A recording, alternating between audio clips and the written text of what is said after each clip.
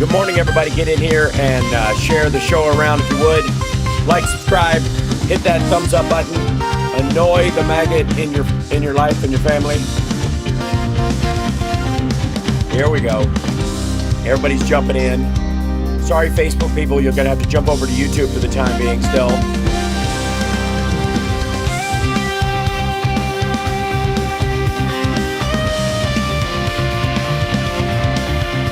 We go on Twitch. Let me see the Twitch people. Oh, we got to edit.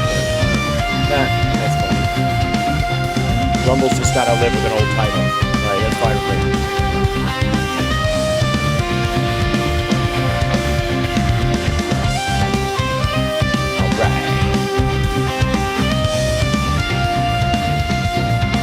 Let me see ya. There you go, 56, Nick Rich. Whoa, that is a very large chat screen. World.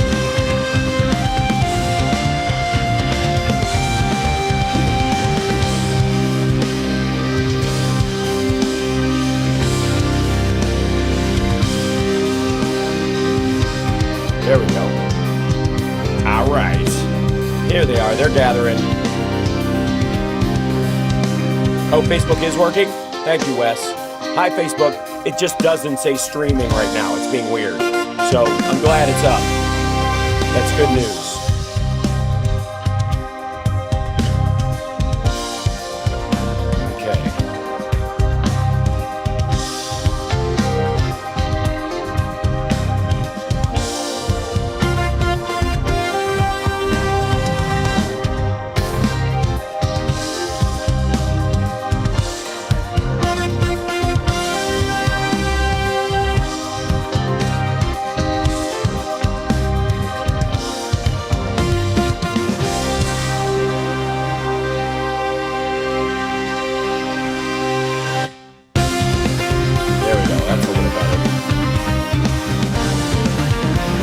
Up in just 1 minute.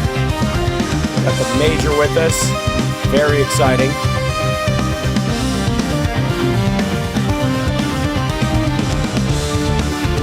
Grab some articles and we'll be ready to go.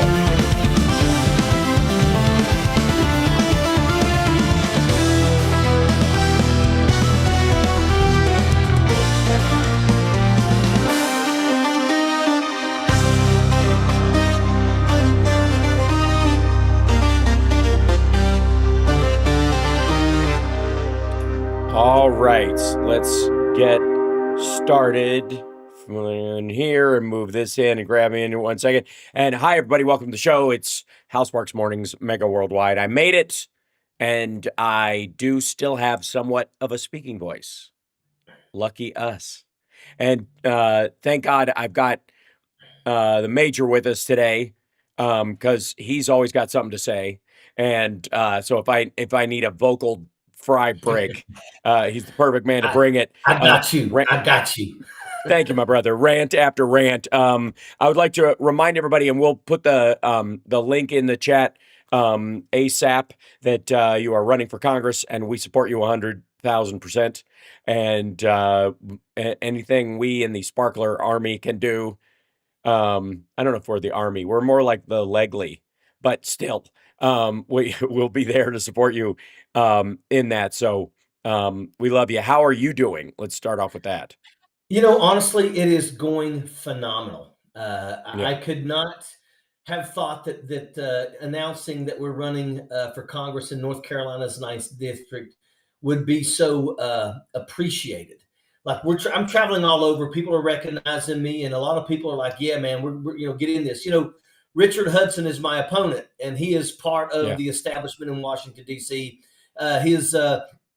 He's worked for Kellyanne Conway. His wife worked for Kellyanne Conway. Now his wife works in the Oval Office. He's part of the establishment. And, he tells everybody, I'm the veterans congressman, just because Fort Bragg, North Carolina is in his district, but once again, right. Where his silence is what I'm like, like, okay, you're acting like you're the veterans member of Congress, but yet Donald Trump has fired more veterans than any other president before him, and they're planning on firing another 80,000 positions in the VA, which a third of that is actually veterans. that are trying to get jobs for the VA. Oh So yeah. yeah, he's trying to act like, like you support the troops. No, you don't. No, you don't. Right now, they're trying to whitewash our military and the history. And where is he at? Yeah. His silence is sickening, is what it is. Yeah. And that's what's going on. It's absolute BS. I agree. It's not surprising at all. And again, it's so slapdash. Everybody seems to have believed that when it comes to Elon Musk, there was going to be this kind of like high level, fifth dimensional chess genius AI thing algorithm that they would use to pry all the waste, fraud, and abuse. And really, they just created a database, and anybody who had a W next to their name or a color other than W would get kicked out. And they have purged Tuskegee Airmen, Medgar Evers, people like that from the records, and some of them can be written off as sort of like accidental, like softcore racism. You know what I mean? Late night Skinamax racism. You don't really see the money shot, but it's really happening. But in the case of a couple of the ones on their website, they created this like DEI medal kind of page for them. It's so grotesque. It's stunning. And again, I feel like this is one of those things that's going to make the reckoning when it comes permanent. That they are, because Trump is okay. He's getting a lot of credit from some folks on the right, specifically the true hardcore maggots, for bum rushing everything, just being a bull in the china shop. And so even he brags about the number of executive orders that he has signed, for example. And yet at the same time, most of the stuff he's doing will be and can be undone fairly easily. Every day. Yeah, they are complaining that they are getting the same kind of scrutiny Biden got over his attempts to get rid of student debt and the like. The courts push back on his legal authority as the administrator of the law that the Congress passed, and only the administrator of the law that Congress passed. That he couldn't get rid of it wholesale. And they kept trying to find legal means that agreed with the Constitution. They didn't say that the court was a fraud. They didn't threaten judges. They didn't think that, Biden wasn't online in the middle of the night screaming that judges should, have their houses surrounded. And yet that, poor Donald, he's just feeling put upon because he's getting some level of scrutiny. My thing is, so a couple of stories have happened in the last little bit, and I want to run them kind of by you. One of them being that, and I'll see if I can show the picture of it with us, because there was a post on one of these maggoty sites, but there was a lot of vandalism and fire at these Tesla dealerships and the like over the last couple of weeks. And let me say right out of the gate, zero respect for destruction of physical property.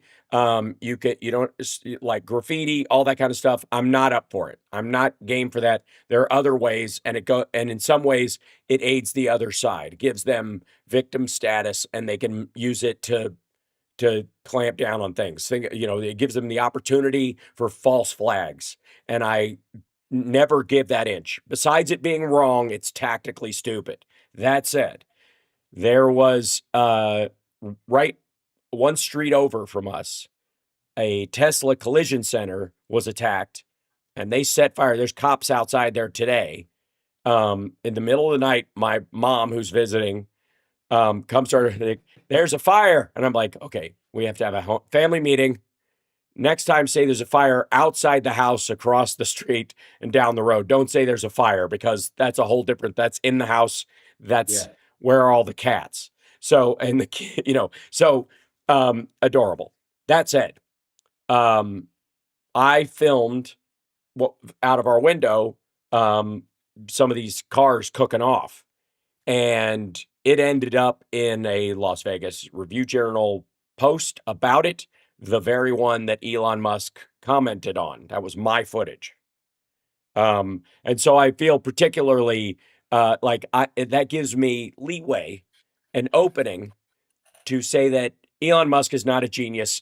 He's a complete fraud. He's a dumbass. He surrounds himself with scientists and engineers, has enough money to hire decent people to do a job, tells them what to do, and if it fails and fucks up, he just goes, well, we're trying, we're pie in the sky. You're going to have massive failures because we're taking huge risks. You gotta. But it's not because he's a genius and came up with a way to solve the problem. They just can afford to try stuff because they're doing it with your money, ladies and gentlemen. Yeah. There is none of, and I would argue, this now includes X. None of his companies operate without government support. None of them.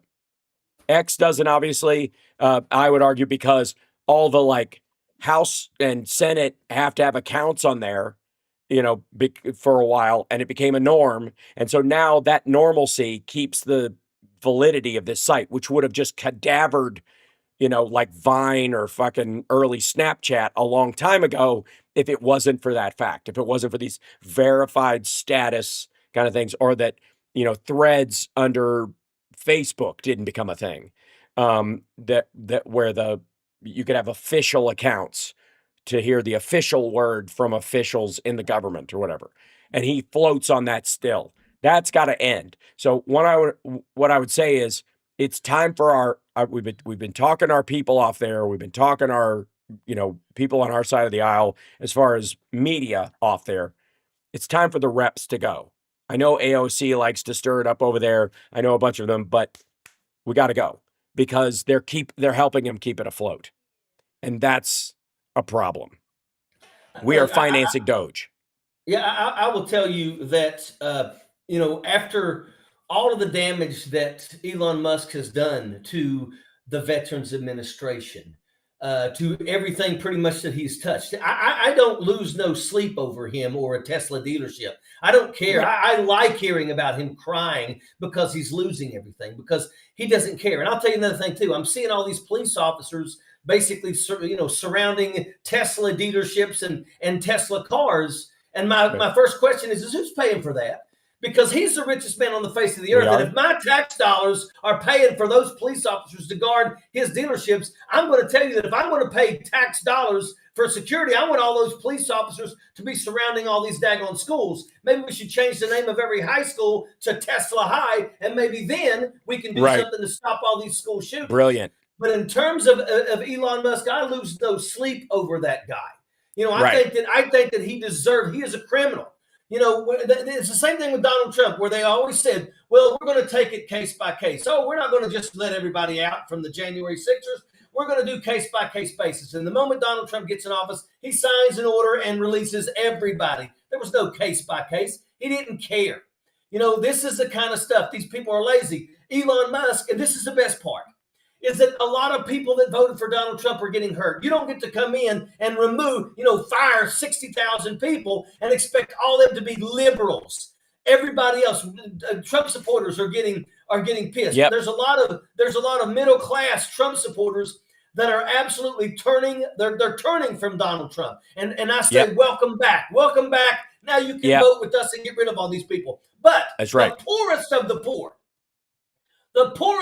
poor, which are really, really super Elon Musk supporters, they're also about to get a rude awakening when their SNAP benefits, when their children's school lunches, when their food stamps get cut. Then you're going to really see a bunch of people that are going to be really, really fired up at Elon Musk and Donald Trump. So I'm like, okay, let's go ahead and let's let that happen. And I look forward to those days, because we need people to start waking up, getting rid of all these jackaloons. I'm sick and tired. I'm running for Congress, and there are things that I want to do. I want to bring back the fairness doctrine, because everybody needs to understand, if you don't realize what Donald Trump and them did, they got rid of all of the news media on every single military installation that houses American troops, and that's all over the world.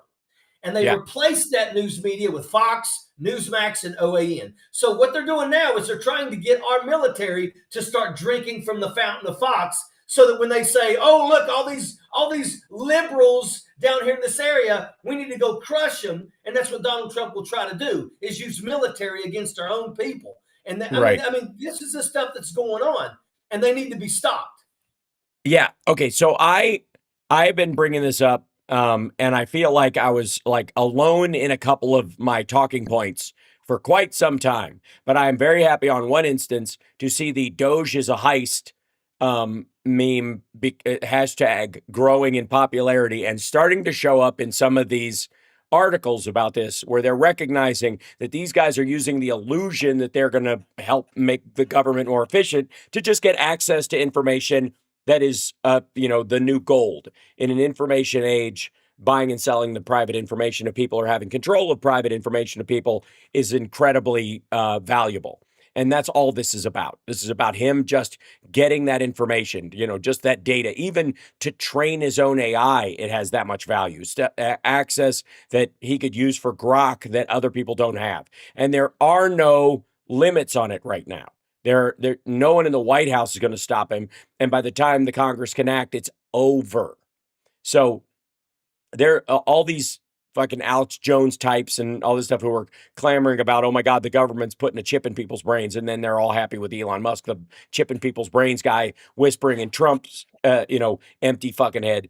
Don't get me started. But the other one was, we are seeing an increased awareness that Trump ran on this. First, he ran on getting us out of Afghanistan his first term and didn't. And then he ran on this whole like no new wars, no stupid wars, I think is what Glenn Beck called it. No forever wars, which is what Tulsi Gabbard means, which means fuck the Palestinians. That's what that meant. No more. And I can't be clear enough with people on this. When you see people saying the forever war thing, they're talking about the religious war, meaning we cannot balance Islam and Judaism or Christianity. One of them's got to go, and it's going to be the Islamists in Gaza and Hebron and other places like that. That's what they're talking about. What they mean, no more forever wars, is what we got to win this one. We got to drive them back or knock them down. That's what that meant. It doesn't mean peace. It means winning by attrition. It means blitzkrieg.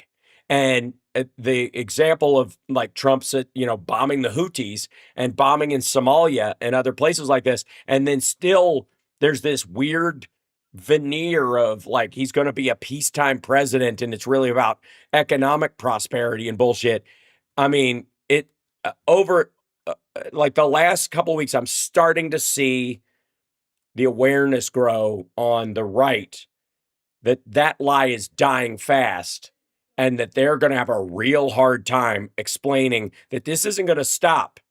This is not going to, the whole bomb Iran crowd that McCain joked about, they're all still in there. And Trump thinks that shit is macho. And between him and Netanyahu, if they see an opportunity, they're going to go for it.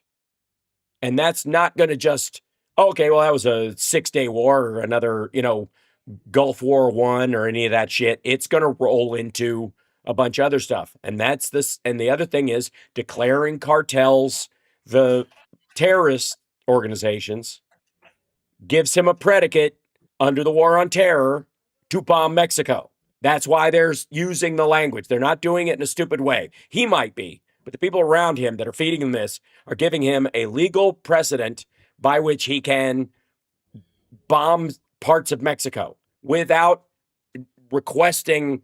They even use the Somalia as an example. I would argue they bombed that fucking place in Somalia and killed that dude who had it coming. No question. But they don't give a shit about Somalia, but they did that to go, well, if we can do it in their country and we don't have to listen to them because they're terrorists in their country that might hurt us, the Mexican ones, the cartels, are closer. Therefore, that's our justification. That's all we fucking need. And I guarantee you that's the direction that he is going.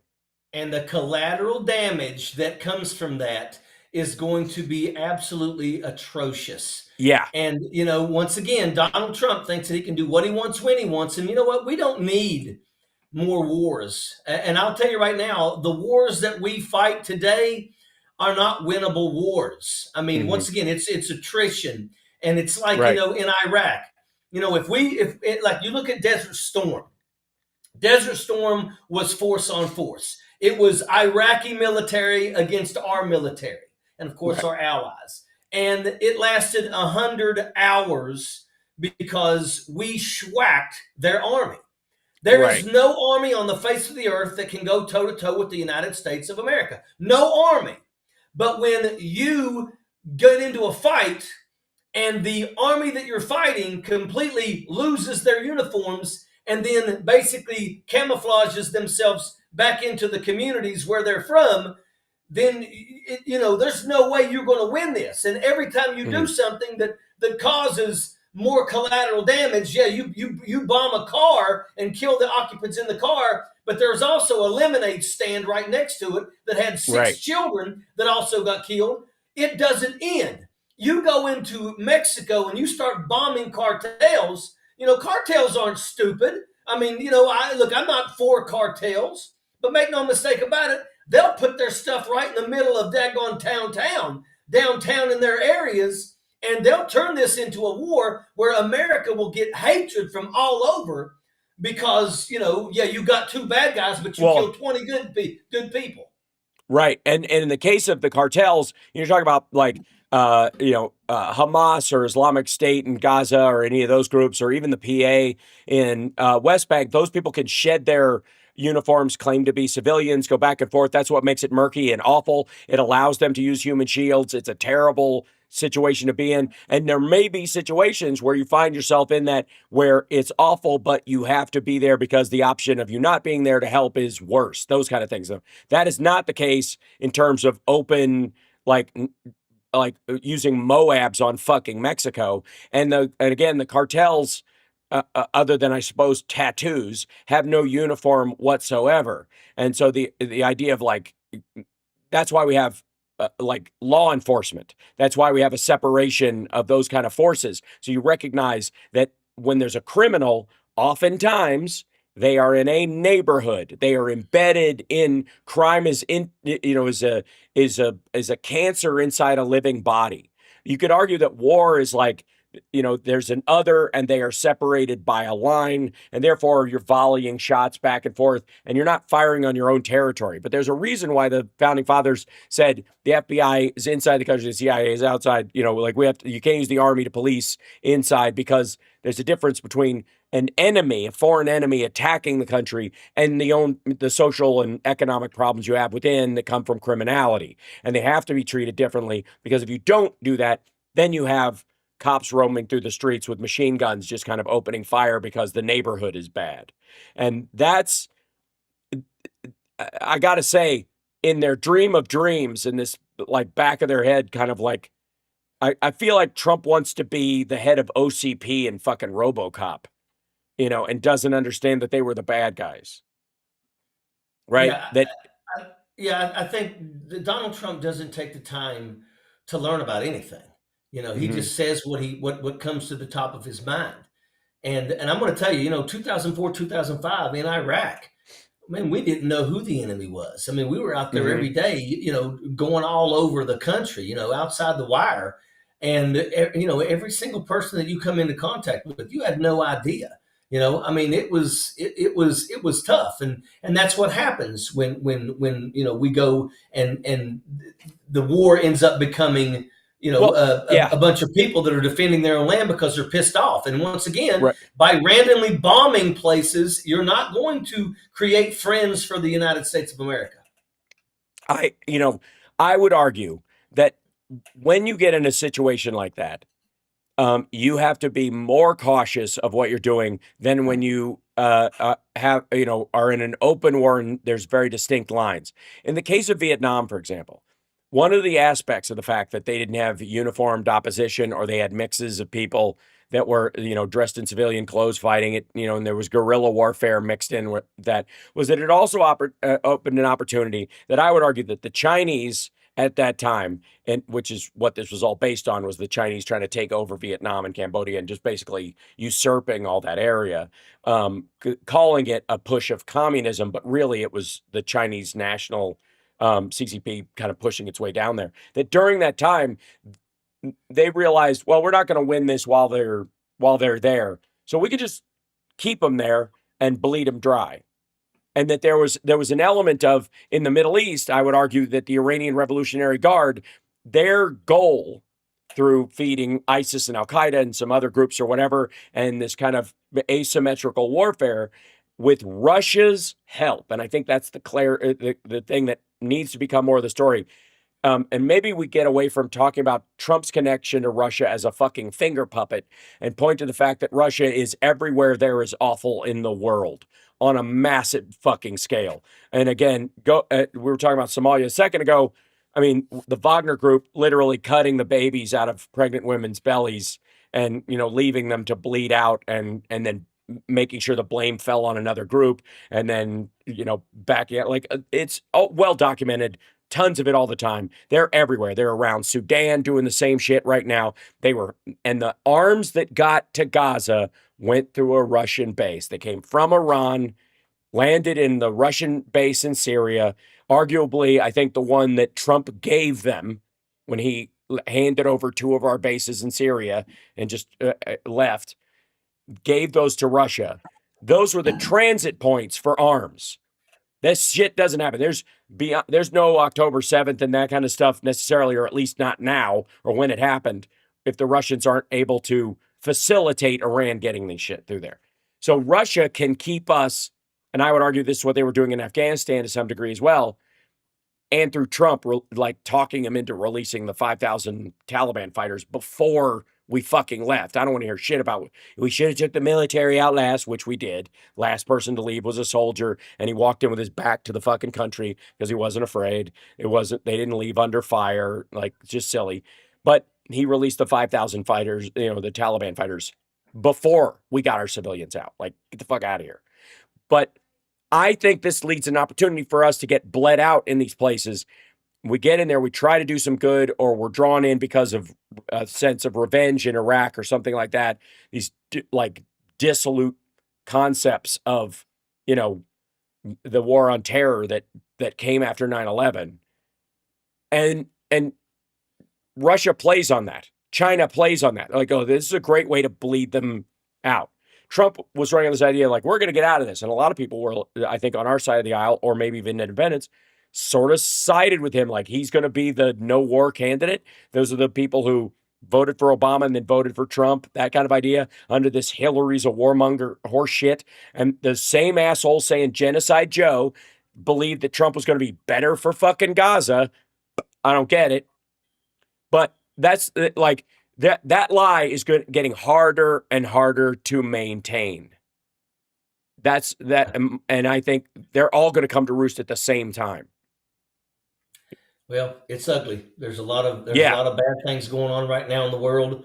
I sit here and every morning when I get up, the first thing I do is I look at a screenshot that is sent to me about the losses of Russia in Ukraine. And I don't care. You can look at this and you can say, oh, I can't believe you're like this. Look, I look at that, and every single day for now over a year, they have lost over 1,000 people a day. Let me tell you something. Russia was our number one adversary, and they should still be. But we have a daggone president that is bending the knee to Vladimir Putin. And it wouldn't surprise me if Donald Trump doesn't try to commit American troops to go help Russia in Ukraine. And that right there is unacceptable. It's turning its back on our allies. Europe no longer looks at the United States of America as the leader of the free world, because we're not. Donald Trump is burning every single bridge, and it's going to take quite some time for us to fix these wounds. A lot of people are pissed, but I will tell you, I look at the losses of equipment with Russia. They're like literally within the next 2 days, they're going to break 900,000 KIAs. And let me tell you something. First and foremost, understand that the opposition in Ukraine is probably 25% military, 75% people that just donned a uniform and decided that they were going to fight for their country.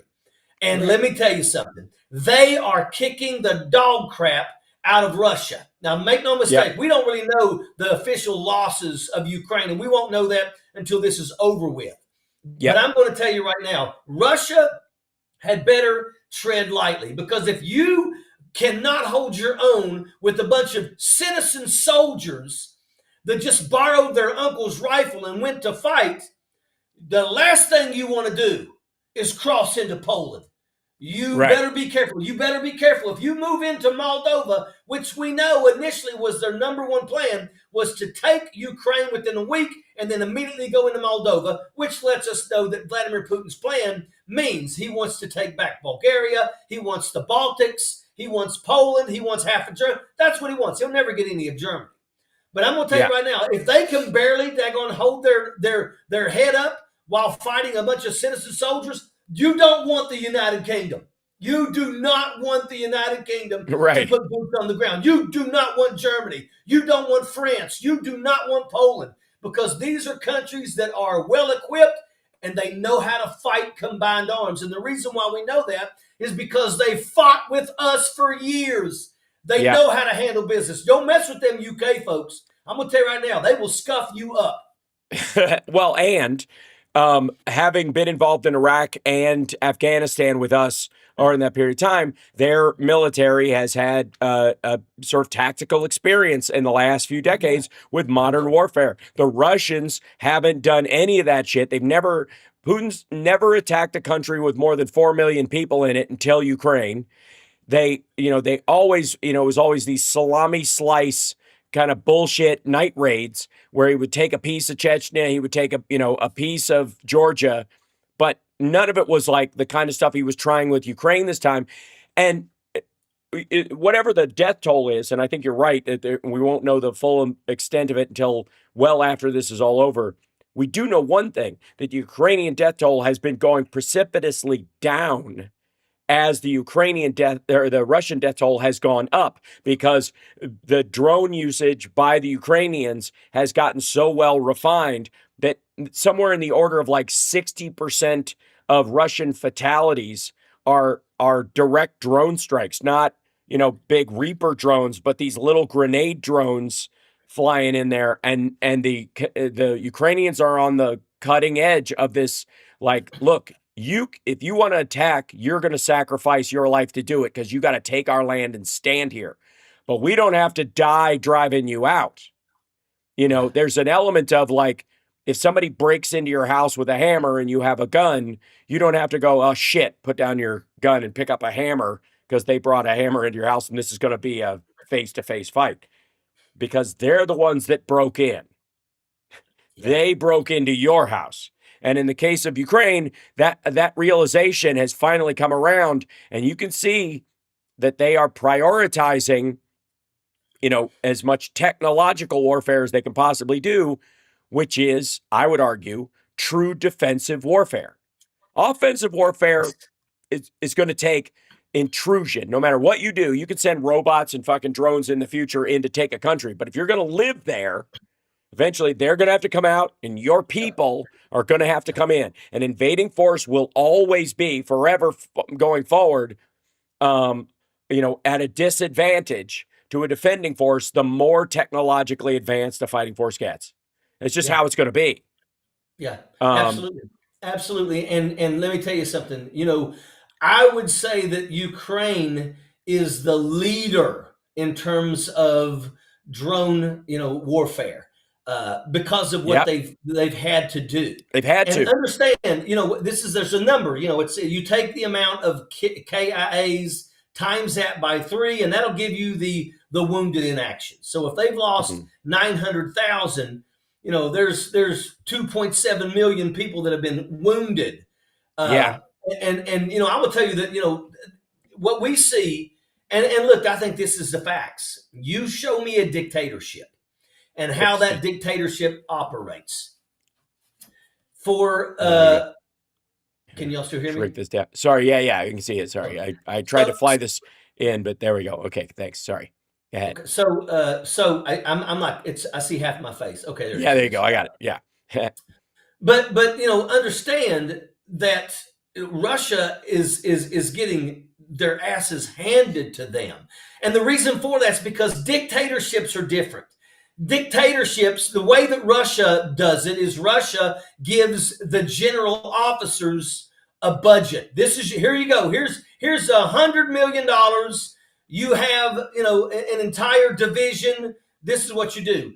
And Right. what they do is the generals go, okay, I'm not going to spend all this money on that. I'm going to take a big chunk for myself, and that's just going to be my money, and I'm going to buy off-brand market, black market stuff for the Right. troops. And that's what happens. They also don't do the training that we do in the military. Preventive maintenance checks and services, which is something that in the United States military we do every Monday.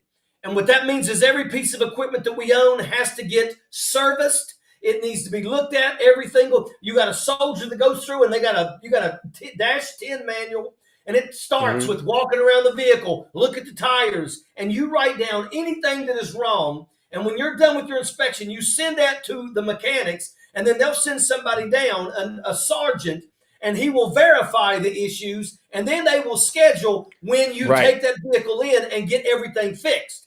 That's what we do in the military. What we do is, let's say we haven't moved no vehicles for about a month.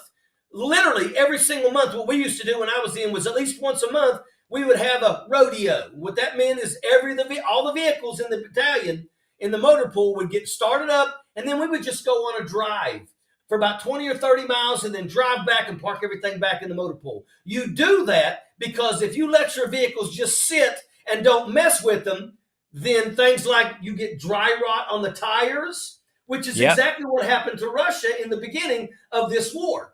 Before they even got to Kyiv, their wheeled vehicles' tread was falling off and they were stuck in the mud because they don't do any PMCS.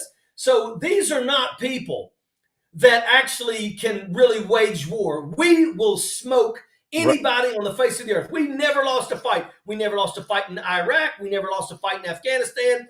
I mean, let me tell you something. We schwacked those people. And it's not even hard. And when it comes to drone fighting, you can't beat it. And our drone fighting is next level, but Ukraine has taken it to the next level with very little capability. Exactly. They're a lesson in like the kind of MacGyver warfare that is going to be, that it can even shit out. Because when you can have a tank that costs millions of dollars taken out by a drone that costs hundreds, that's leveling the playing field. And that goes across a lot of things. And that's where things are headed, by the way, kids. Yeah. The democratization of information and technology is going to every aspect of human life. I mean, there's very few areas. I would argue agriculture and real estate are the only two areas where having sort of a capital base to build on early will give you a head start on everybody else. But that's not going to take very long either for catch up. Like, I would argue that people joke about mobile homes in tornado lanes. I would argue that all homes in tornado lane should be mobile, but genuinely so. Not like, oh, we got to get a tractor and pull it away. Like, fucking start this shit up. Let's get out of here, and we'll come back when the storm passes. It would be way smarter. That said, the drone fighting aspect of the U.S. military, and I would argue the Afghanistan graveyard of civilizations thing we've heard for a long time, I think is indicative of why the U.S. in Vietnam and the U.S. in Iraq and Afghanistan ultimately, which is, it's not that you can't win, it's just that the cost of winning would exceed your moral beliefs in yourself. It would make you stop being you. You could absolutely the U.S. could have obliterated all of Afghanistan, claimed every part of the territory, drove everyone out, wiped everyone out. We have the military capability. There's not that many people in the country, something like 12 million or something like that. You could kill everybody there, but then you would cease to be America. So there's only a limit you can do before you go, you know what? Fuck this. I'm out. And that's from the Romans to, the Mongols, anybody who fought over Afghanistan, they all came to the same conclusion. The fuck am I fighting for this stretch of ground for? You can't grow anything. It's terrible terrain. It makes no sense. It's like, it's in between a lot of places, but there's no like river like the Mississippi or something that would carry shit from the top to the bottom of it, for example. Yeah. Like it's dumb. And eventually that's what you will come to. So you only have two options in a warfighting situation, which is try to get the people that are there to stand up on their own and believe in themselves enough to carry their own government. And if you can't do that, You can't be responsible. You got to get out. And that's what it took us 10, I would argue 15 years to learn that about Afghanistan. Biden did it. We never learned from Desert Storm. Right. That's the thing is that in 100 hours, we kicked the shit out of the Iraqis, the military. But that's what George Bush Sr., basically, he could have went on. He could have went on to Baghdad. But he was like, no, we have expelled them from Kuwait and we have schwacked them moving towards Baghdad on the highway of death. And I will tell you, I've driven on the highway of death and it still has carcasses of vehicles still strewn about. George Bush was like, if we go into Baghdad, we're going to kill thousands upon thousands of people. And therefore, he said, it's not worth it. We did what we came to do, which was expel them from Kuwait. And that was it. And the truth is he was right. We could have went in, and you were right. We could have went in. We could have literally just leveled Baghdad. We could do the same thing. Look at all the fighting that took place in Fallujah. And when it was over with, let me tell you, it looked like we were one step away from leveling the entire place. But, but because we also go into these battles thinking about collateral damage and understanding that collateral damage can turn people against you faster than anything can. Once again, you blow up a car driving down the road that kills 3 bad guys, but there was a lemonade stand with 6 children. Guess who's going to get the videos on the news? The deaths of the 6 children. And that will go against you. And that's exactly what they want. That's why a lot of these people that we fight, Al-Qaeda, ISIS, they will absolutely use children as human shields. They don't care because once again, they know that they'll use it against us and it will make us look bad. And when you start losing that, that war in terms of the way people think, then it makes it a lot harder. You don't have people that want to join the military anymore. You have families that now are opposing the war period and want it to stop. And that's where we are. That's why we pull out of Afghanistan, because we could win any war that we go to. But do we really want to slaughter hundreds of thousands and maybe even millions of people that just exist there?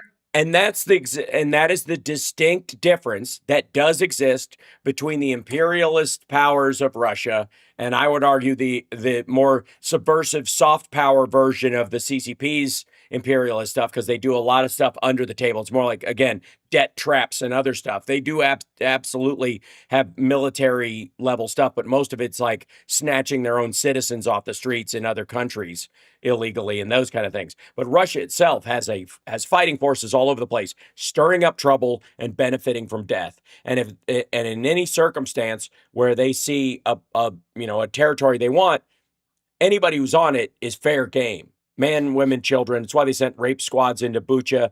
And again, this is who Trump is negotiating with. Now, it is hard to figure out and get a read on what's really happening in his conversations with Putin, because Putin put him on hold, hung out with the oligarchs rather than, made Trump wait on hold. He had a scheduled call with him and didn't take it. And waved it off when people were saying, aren't you supposed to be on the phone with Trump right now? And he was like, whatever. Yeah. Somebody, here's the thing. You want to do some good in the press, somebody fucking needs to go, it's reported that Putin waved off the idea that he had a call with you and thought you weren't important enough to talk to in this, that he feels like he can manipulate you. And that's what he's doing. They're bragging about it in Russia. How do you feel about that? Yeah. Like, somebody needs to fucking call him out on that, because I got to say, for all of his faults, Trump's ego can be a resource if you mine it properly. That if you show him he is being shown as a fool, if you show him he's being a fool, that's different. But if he's being seen as a fool, that upsets him, and that you could use to, kind of sheepdog him in the right direction by going, this guy is bragging about the fact that he owns you. There's no question. Like, this isn't this, and somebody needs to say it in those terms. I've been trying to get my press creds and go to DC So far, they have not answered me that I'm anywhere near getting on the list. And I think it's all my big boy words that I use. But I promise to mind my P's and Q's in the White House, and I'll wear a suit too. I look damn fine in one. But there, this is, and Trump has a thing about Musk. They were buddies. He was very excited to have the attention of Musk. He saw him as one of America's geniuses, and one of America's geniuses likes me. Therefore, I must be a genius too, right? But same thing, but that soured a little bit. And now he's writing this executive order that, he can't fire people. He's just an advisor. Doge is not an actual department. They've got to make recommendations and let the other people that run the departments fire everybody. They're as much as they seem like they're blowing off the court shit, they aren't. They're responding to it. They're going, well, fucking courts, blah, blah, blah. But in reality, they're going, oh, yeah, okay, yeah, he can't do that anymore. And we can't do that. And so USAID is going to get rebuilt, essentially. The money will have hit a snag for a while. And I've no doubt they'll cut the funding of it in half, probably, internally through the budget and those kind of things. But he can't just get rid of it. And he's getting a little mad about Musk. There's a chance, if played right, he could feel the same way about Putin. Yeah. In theory. But I'm like, everything that he does, that Donald Trump is doing, I'm just like waiting for the people to finally start waking up. Even the poorly educated that Donald Trump preys on the most. I mean, you're losing your jobs. The things that Donald Trump is doing. Literally, we now have people that are trying to act like, well, maybe we need a recession. Yeah. And they're the same Holy people shit. that are now talking about, well, you know what, Zelensky really is the bad guy in this. And it's like, literally Donald Trump literally said that, Ukraine invaded Russia. This is what we're dealing with here. It's hard to even, realize how some people are so easily duped to go down those paths. And that's where we are right now as a country, and it's absolutely sickening. Right. Donald Trump he's being controlled. And there is going to come a day. There is going to come a day when Vladimir Putin decides to let everybody else know exactly what they've got on Donald Trump. Because they do have something on Donald Trump. That's why Vladimir Putin can make fun of Donald Trump openly on his media, and Donald Trump doesn't say a daggone thing about it. Yeah, he can wait. I got him on hold. Donald Trump would be pissed if anybody even thought about treating him like that way. But he's okay with it when it comes to Russia, because Russia's got shit. Whether it's P-tapes, whether it's illegitimate children running around in Russia, they've got something on him. And I want to tell you the sickness that we have, where we have all of these people that enable Donald Trump, and they've all the Republicans have given speeches, and you can go back and find them. Every single one of those Republicans have given speeches about supporting Ukraine. Lindsey Graham supporting Ukraine and standing by them. But now that Donald Trump is back in power, Zelensky's the bad guy. Let me tell you, I am hoping that here very soon, people are going to wake up, not just to support me in my campaign, but I'm telling you right now, I want us to take back this country. And let's hope that we have enough courts out there that are defying Donald Trump to keep him from dismantling everything, so that we don't have to completely build this country back from scratch. Let's hope that they don't completely wipe their backsides with the Constitution, which is what they're trying to do. There is going to come a time when we're going to have to bring people back. And oh, by the way, the Doge efficiency, how efficient is it to literally fire hundreds of thousands of people without looking into their past as to why they're firing, but you're firing them for no reason, where then they go to the courts, and 2 months later they get their jobs back, and now you've got to pay them 2 months of back pay where they never had to work for. How efficient is that? Right. Totally. I think that is the key. That key point is the thing that I think House Democrats especially should be hitting all the time. you got to follow the law because you're wasting money. This stuff is illegal. We have a functioning country, and it's going to turn out that it's illegal, and then these folks are going to get their job back, and you're going to have to pay them back pay, and specifically what you brought up for work they're not doing. Like, so they're going to stop, or they get a paid vacation thanks to Elon Musk for a couple of months, and the American people don't get the services of their government for that money. Yep. And those people end up getting back pay. It's just a big chunk of money. This is another thing. I keep seeing all these videos of all these police officers standing around Elon Musk's swastika car and standing around Elon Musk's Tesla dealerships. Well, you know what? I want to know. I want to know who's paying for that. Because if our government is paying those police officers to guard Tesla dealerships, I tell you what, I would rather those police officers stand around our schools that get shot up every single week while our kids are in school. And now, but we see how little our country really cares. They don't give a shit about school children, and the reason why is because they have a check the block. Hey, did everybody? There was a huge school shooting. Are we ready? On three. 1, 2, 3. Thoughts and prayers. Done. That's it. Right. But yet we're going to literally probably use our friggin' tax dollars to guard Elon Musk's shit. And Elon Musk has done nothing but friggin' cause chaos in this country for the last few months. Well, and Trump is, I don't know, and he has no power over local police departments, local, state and, state police to put on extra patrols unless they're just friendlies trying to help him, right? But I would like to show you that a couple of things, if I may, Major, real quick. And by the way, I want to remind everybody, turnleftpack.org. Check that out. All the links, I think, will be found there. And you're still live streaming at your every day, 8:30 p.m. Eastern time. At Ojeda Live 898, I believe it is. Is that right? 898. Ojeda Live on YouTube and Facebook. But on also, YouTube. If you really want to support my campaign, go to richardojeda4nc.com. And there you can get my ActBlue link, and you can donate to my campaign. Excellent. So this is a surprise to nobody. This, ladies and gentlemen, is Tesla stock right now. It's a joy to watch.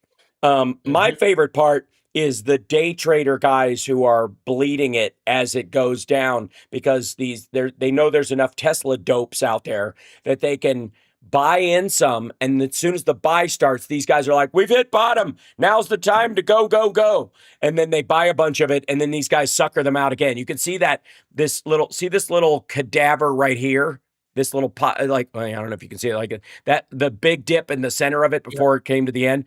That's what they were doing. So as it collapses, a bunch of the day trader guys buy their way up a little bit. And then right as everybody takes off, they let you almost like prime the pump.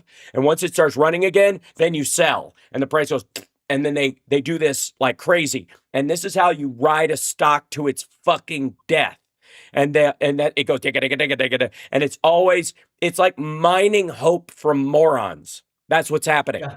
I don't know other that's how it is. And I want to show you. Meantime, while this is happening, this is GM, General Motors, good old American company, stock going up, along with NVIDIA. Just signed a deal. NVIDIA is going to provide all of its self-driving car technology to it, and they are going to partner for this thing, both for the autonomous driving that GM's going to do in its electric cars, but also its it's like a lot of cars won't be totally self-driving. They'll be the kind where it just helps you not crash, right? And helps you parallel park and shit like that. That's where the future is, really. And NVIDIA is partnering with them. They announced this huge thing. Both of their stocks went up because of it. And so these stocks are going up while his are still going down. Meanwhile, BYD, which is a shit company, by the way. BYD is the Chinese company that steals all of Elon Musk's designs and basically uses his stupid gigafactory that he has come up with a 5-minute, according to them. And again, grain of salt. It's a Chinese company in the country, so whatever. But they come up with a 5-minute EV battery charging situation where you could charge your car faster than you could fill it up with gas if you had on a regular gas car. And that their shares jumped. Now, again, I would argue this is closer to DeepSeek, largely bullshit. But even if it's close, it's way better than the Tesla charging situation. And if everybody switches batteries to that, it doesn't matter. He buys his batteries from China. So what difference does it make? Like it's so all of this is happening all at once. That's why that's occurring. It's not just that he's an asshole. It's not just that he's trying to subvert fucking Social Security and steal people's personal information and becoming like the third most hated man in America. It's not just that. It's also that his company sucks and he doesn't know what he's doing. And that's the most important part. He's not good at this. He's just like Trump. He just has a lot more cushion between FA and FO than most of us have. Yep, you're right. You're spot on. It's stunning to me, Major, that there are a bunch of these folks that just like, and I think it's an ego thing. Like there are a bunch of people who support Trump, for example, and can't stop doing it because they have to admit to themselves that they were suckered. That this was absolutely. They were fucking dumb. And it's hard to say that about yourself. Like imagine how we felt about Michael Avenatti or somebody like that times 10,000, right? That these because nobody was getting fucking Avenatti painted onto the hood of their car or wearing a T-shirt with his head on Rocky's body, right? So they're so far down this cult road. Yeah. It's hard to turn it around, man. That's all. That takes you got to be a really big fucking person. Yeah, you're absolutely right. That's one of the reasons why I think it's important for us to bring back the fairness doctrine. And if I get in, that's one of the first things I want to try because, people are still drinking from the fountain of Fox. And, if that's who you get your news media from, then you think that everything Donald Trump does is the best thing ever and everybody else is out to get him. When in reality, what Elon Musk is doing to Americans across this country, that right there is unacceptable. And Donald Trump is completely fine with that. As long as he gets, as long as Elon throws him some scratch, he did that commercial on the Oval Office grounds and, Elon gave him another $100 million. I mean, Donald Trump is a whore. Donald Trump is a whore and he will sell himself to anybody that has money. That's exactly who he is. He is not a good person. He only cares about himself. And I'm going to tell you that there will come a time when he will be more than willing to sell his own children out because that's who he is. That's what he is. Yeah. And I really wish that these people would start waking up because, we're not just fighting Donald Trump. We're fighting Donald Trump's enablers. In 2026, if we don't take back the House and the Senate, Donald Trump's not going to go anywhere.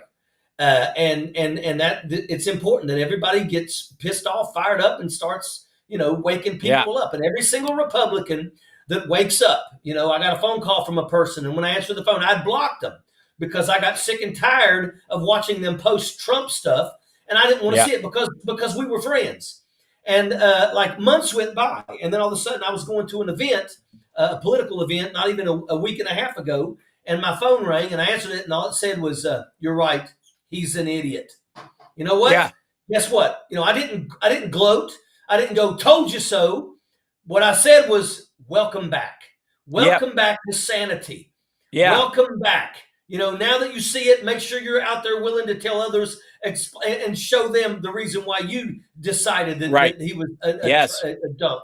So that's what we got to do. When you deprogram cult members, one of the greatest things that you can have as a tool in that is former cult members who've woken up to what's happened.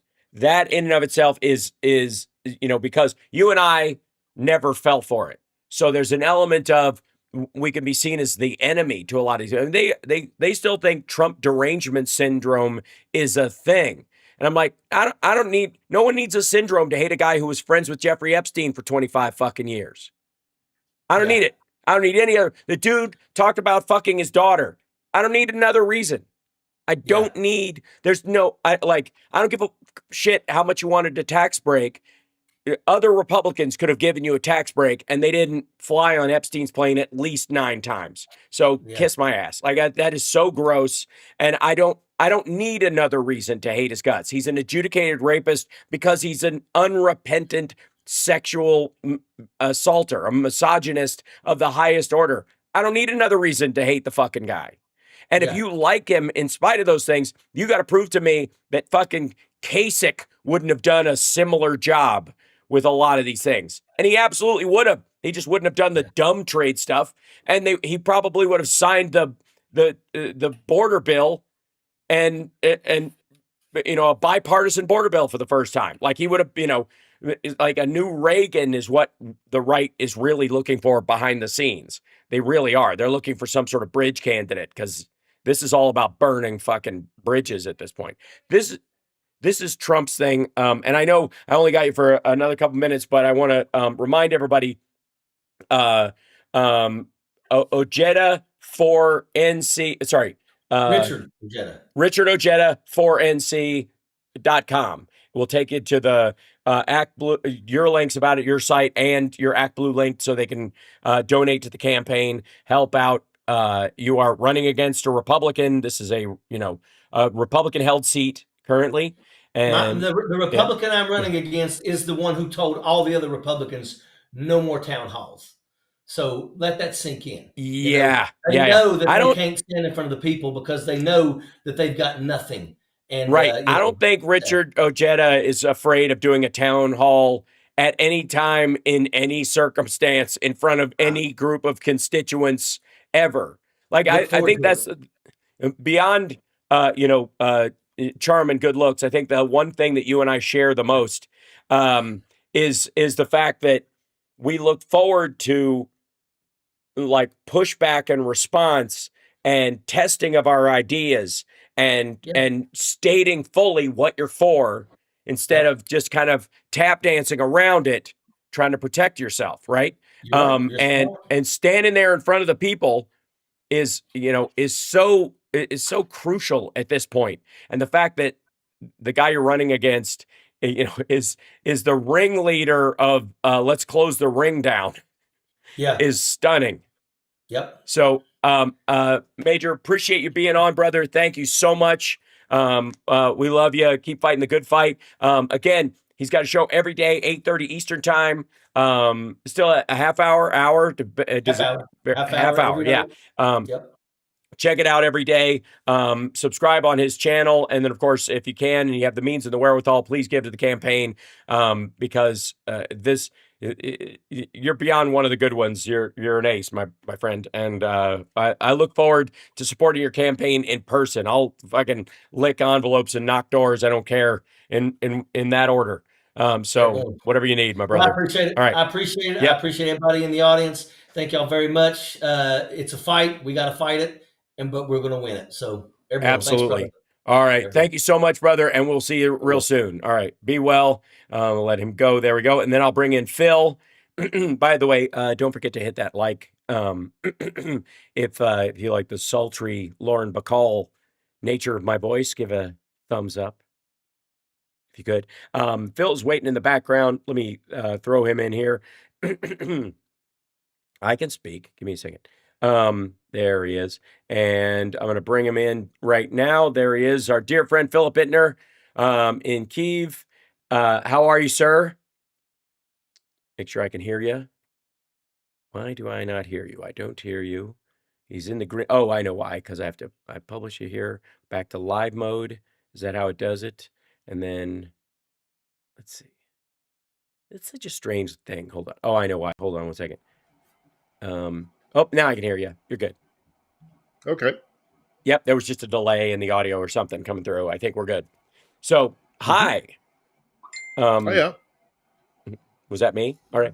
Nope, that was me. Yeah, right out of the gate, obviously, I think my favorite stupid part of this ceasefire horseshit that Trump is talking about is the fact that the Ukrainians, Zelensky specifically, says they are open to a ceasefire.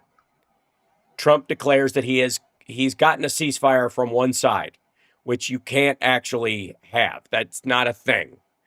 A ceasefire has to be both sides. Otherwise, no one's ceasing fire. They agree to it if it happens, which of course, I guess to some degree. But Trump's message. Here, I'll see if I can show you this. It's a special kind of stupid.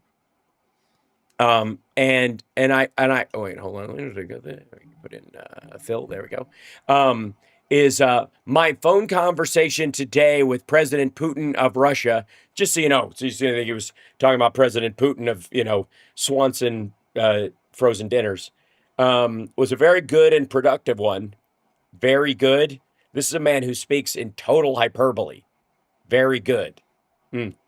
We agreed to an immediate ceasefire on all energy and infrastructure. Well, no, we didn't. If the Russians say they're going to dial back and not attack energy and infrastructure so that it can help him make a deal, the Ukrainians haven't agreed not to hit like drone strike oil fields inside or processing plants, insofar as I know, inside Russia. They're still fighting. So bullshit. And then with an understanding that we'll be working quickly to have a complete ceasefire, and capitalizing complete and ceasefire, and ultimately an end, in all caps, to this very horrible war between Russia and Ukraine. This war would have never started if I were president. Many elements of a contract for peace were discussed, including the fact that thousands of soldiers are being killed. Trump brings that up. I feel like he brought it up. And both President Putin and President Zelensky would like to see it end. Yeah, but how? Of course, we'd like to see it end by Russia losing, and Putin would like to see it end by Ukraine not existing anymore. Right. That process is now in full force and effect, and we will hopefully, for the sake of humanity, get the job done. Just pathetic, I gotta say. Yeah. Just fucking pitiful. Of course, and he has to make it about himself as well. The war would never have started if I was president. Right. Right. Well, it wouldn't have been a war. It would have just been an invasion that would have ended in 6 days, because they wouldn't have had any support from us. And they would have, he would have slowed, I would argue, slowed NATO's response, or the NATO countries' response, by insisting, like having meetings with them, like, don't do anything or else. And that would have helped Russia in the time that it needed. Not to mention the fact that this war, basically, the causes of this war have been going on since before there was a continental, before there were the 13 colonies. The foundations of this conflict have existed before Americans, before colonizers ever stepped foot in Jamestown. So, no, Donnie, no. Right. You idiot. Yeah. And I think it feels like he's increasingly aware, whether he can, I don't think he has the strength to admit it, and I think he'll lay the blame on Zelensky for as long as he can and all this. I think he's very aware that Putin doesn't respect him and doesn't feel like he has to listen to him at all. Kept him waiting for an hour. Right. Yeah. So what was, for those that don't know, they had a phone call that was scheduled, and he was talking to oligarchs just from his own country, just shooting the shit and going, hey, how much of your company do I own? And how, I got a third floor window with your name on it if you try to step off the res. Right.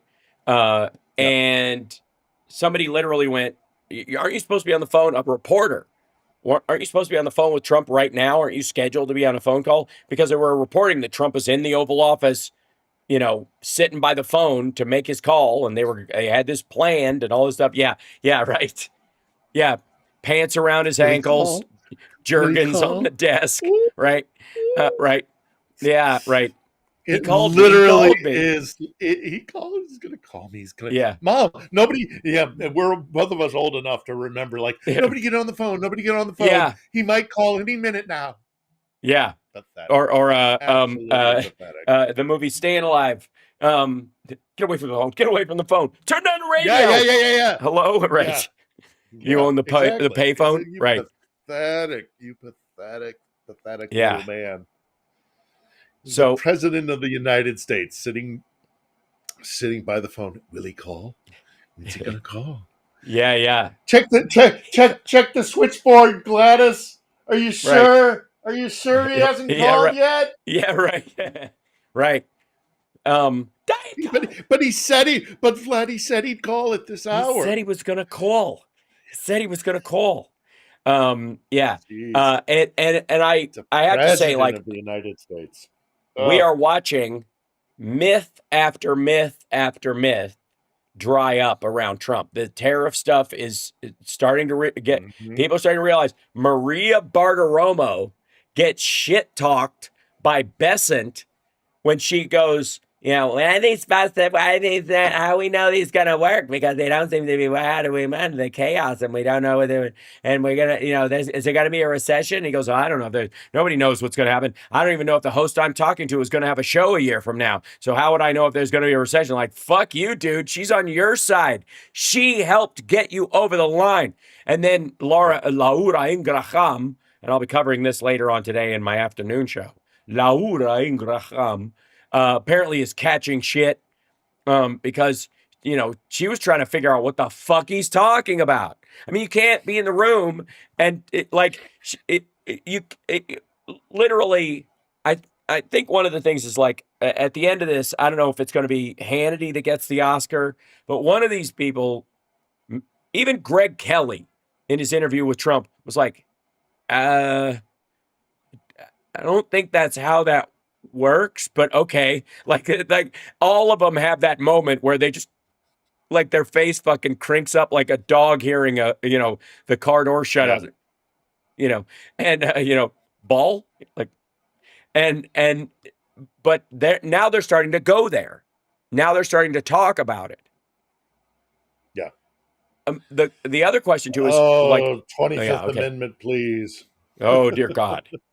Yeah, and I have to say, like, there are multiple reports as we continue on with this that, and this may be why Putin had to have this meeting with these oligarchs and act like I can hold them on, I'll call them when I want to, because his economy is tanking and the oligarchs are mad and they're, that's the way he keeps them at bay.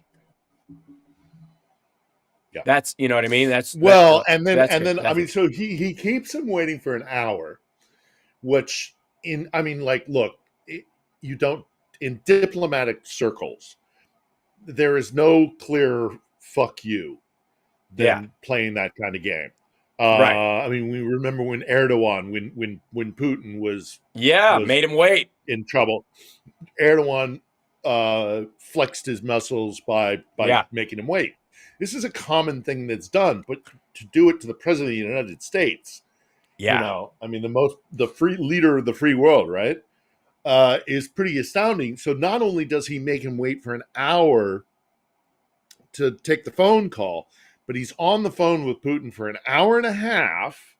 Mm-hmm. They come to this supposed agreement that Putin isn't going to attack energy anymore. He gets off the phone.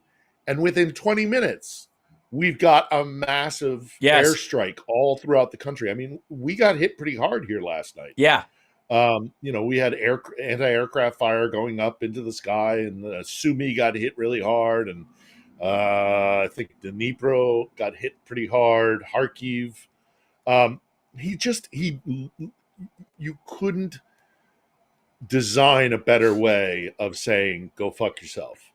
Right. Then first to keep him waiting, and then secondly, it's like, oh, we've come to an agreement, and instantly he breaks it because it's like, screw you. What are you going to do about it? Yeah, it's pathetic. It's 100% pathetic. Yeah, well, shocking. And the weird thing is like, I keep seeing reports, CNN and other places, that like, here I'll show you. I find this particularly aggravating. After call with Trump, Putin agrees to pause attacks on Ukraine's energy and infrastructure targets. I don't care what he agreed to. He didn't do it. He attacked the energy grid afterwards. What the fuck are you talking about? It said like the headline would be after call with Trump, where Trump says Putin agreed to pause attacks on Ukraine's energy and infrastructure. Russia attacks Ukraine's energy and infrastructure targets in blow to Trump.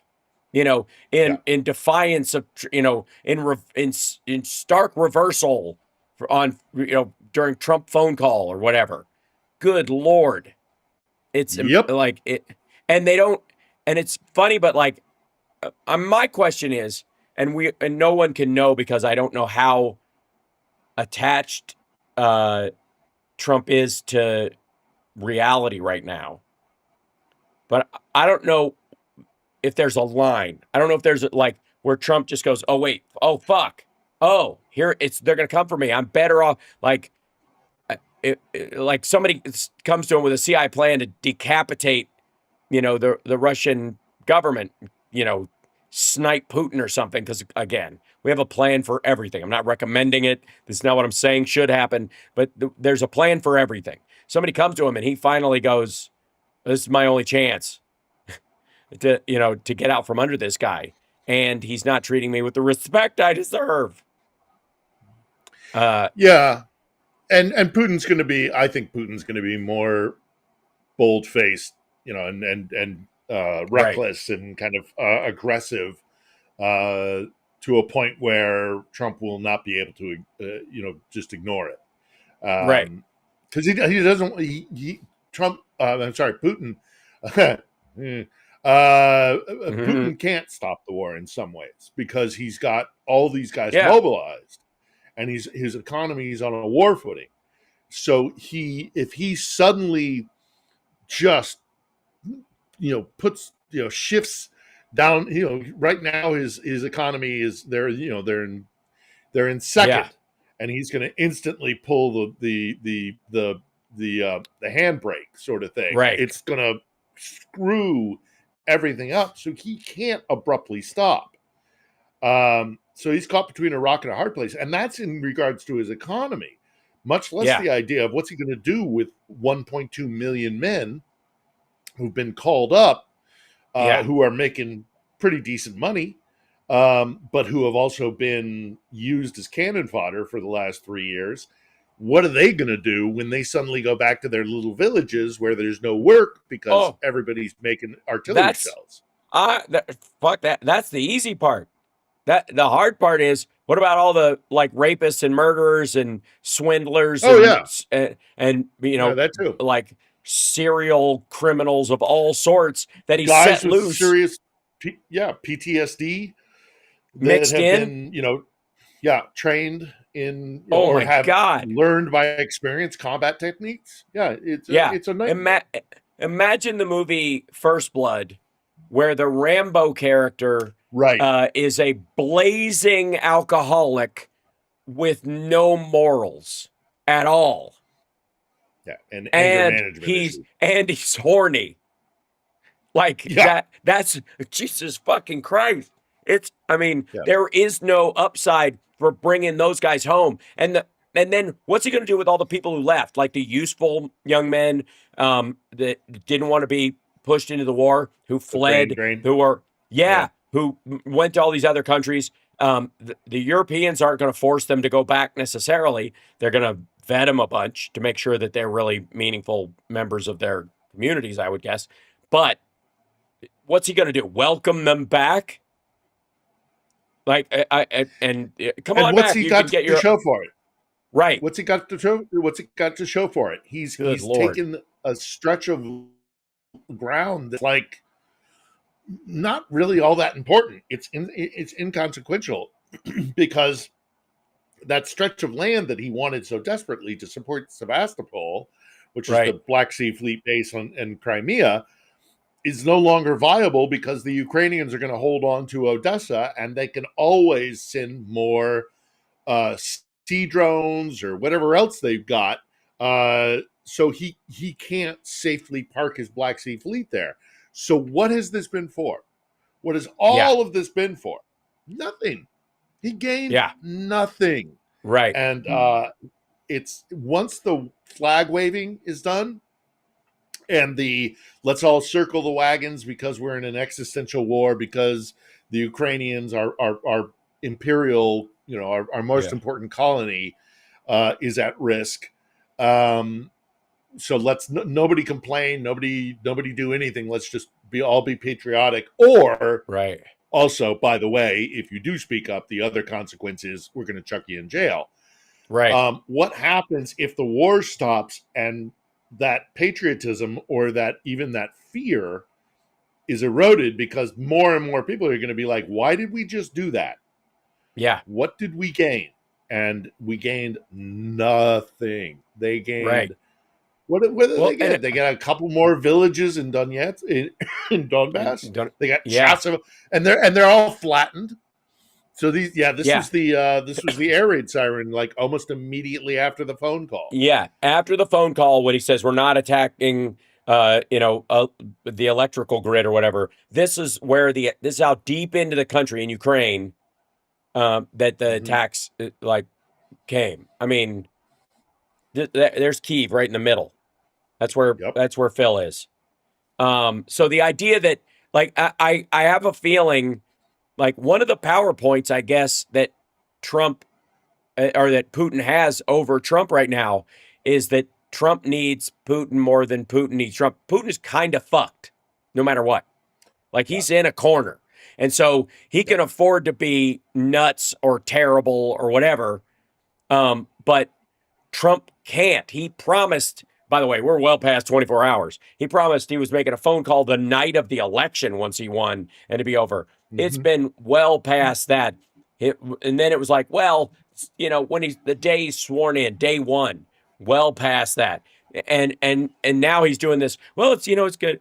This is a complicated thing. Like, motherfucker, you didn't say on the campaign trail, this is a complicated thing. You said 24 hours, one phone call. Everybody in there is stupid and you've got it.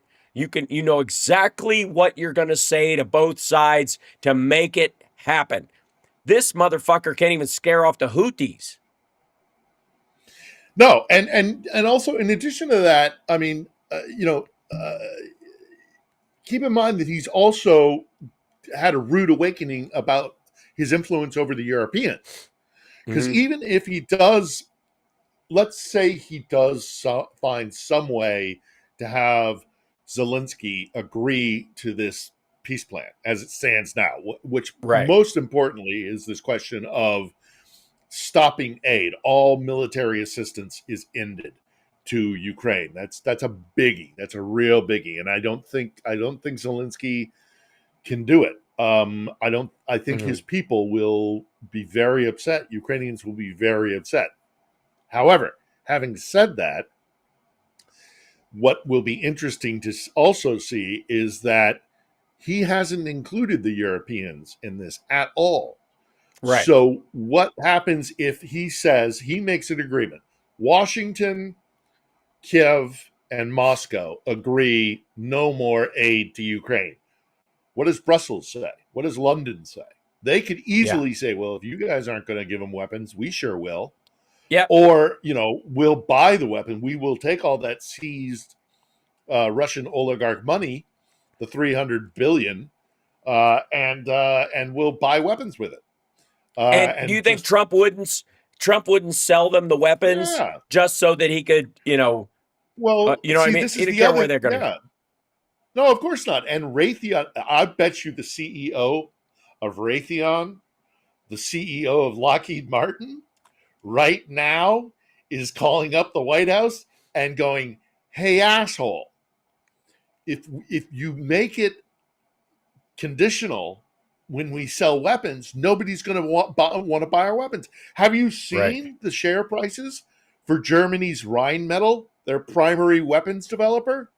Yeah. It shot through the roof like something at 400% in a 36-hour period. Their stocks went through the roof because Macron is openly sitting there in Paris saying, if you want to buy weapons, if you want to buy airplanes, you're not buying the F-35 anymore. You need to be buying the Mirage because you can be guaranteed that France will provide you with the tech. What we said we would, no matter what. Yeah. Right.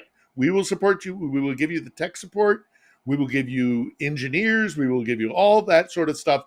And it won't be wishy-washy. But if you're going to buy an F-35 today, in 10 years' time, are you going to be guaranteed that there isn't a kill switch or something inside the F-35 where they can, in all the coding that goes into like these Tesla planes? cars? Right. Th- And so here, there, he's destroying America's weapons, the big bad military industrial complex, which doesn't exist. You and I right. both know that. Yeah. But this big, all the industries, all the corporations that do provide the arsenal of democracy are who's going to buy anything Right. from us anymore? It's just so short-sighted. It's I'll incredible. go you one better. You don't even have to fucking go to Lockheed Martin or Raytheon or any of the big military contractors to get somebody who's blowing up his phone and is pissed off. I would give you, let's see if I can bring this up. This would be my example. This is the McAllister Army Ammunition Plant in Oklahoma. It employs a lot of red state Republican workers making ammunition for the military. A lot of that ammunition, besides stuff that's used in training, the biggest order they've had is from the U.S. government so that we can send artillery ammunition to Ukraine. This is just one of the many red state puff up sites where they get these these red states that are like, we don't need the government down here telling us what to do, and the whole state runs on government contracts just like this one. And these guys are the ones going, whoa, whoa, whoa. Hold on. If you start limiting, if our allies don't trust us, they're just gonna. Why the fuck would they sign up for a contract with us? That I think is who has legs in making Trump and his crowd scary. Is these plants all over the South and the center of the country, the flyover states that have these ammunition plants.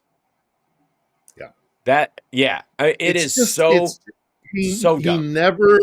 He never looks beyond his nose. He never looks. No. It's never not the next step, but the step after that. It's just anyhow, I'm not. Again, I am not worried. I'm not worried at all. The Ukrainians will keep fighting. The Russians don't have the capability or the capacity to do what it is they need to do to obtain a victory. Now, if they can somehow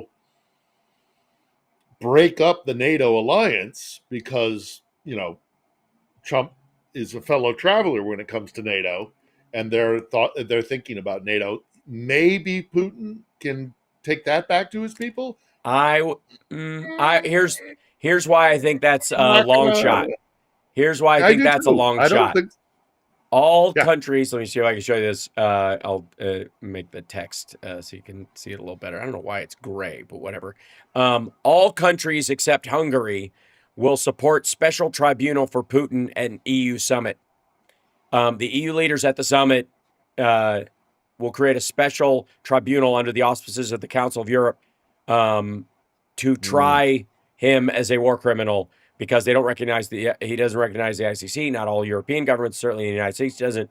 But they certainly can put up their own, and they can go, yeah, you don't have to you don't have to go home, but you can't stay here. Europe, if you are unwelcome here, and if you come here, we will treat you like the Interpol wanted criminal that you are, asshole.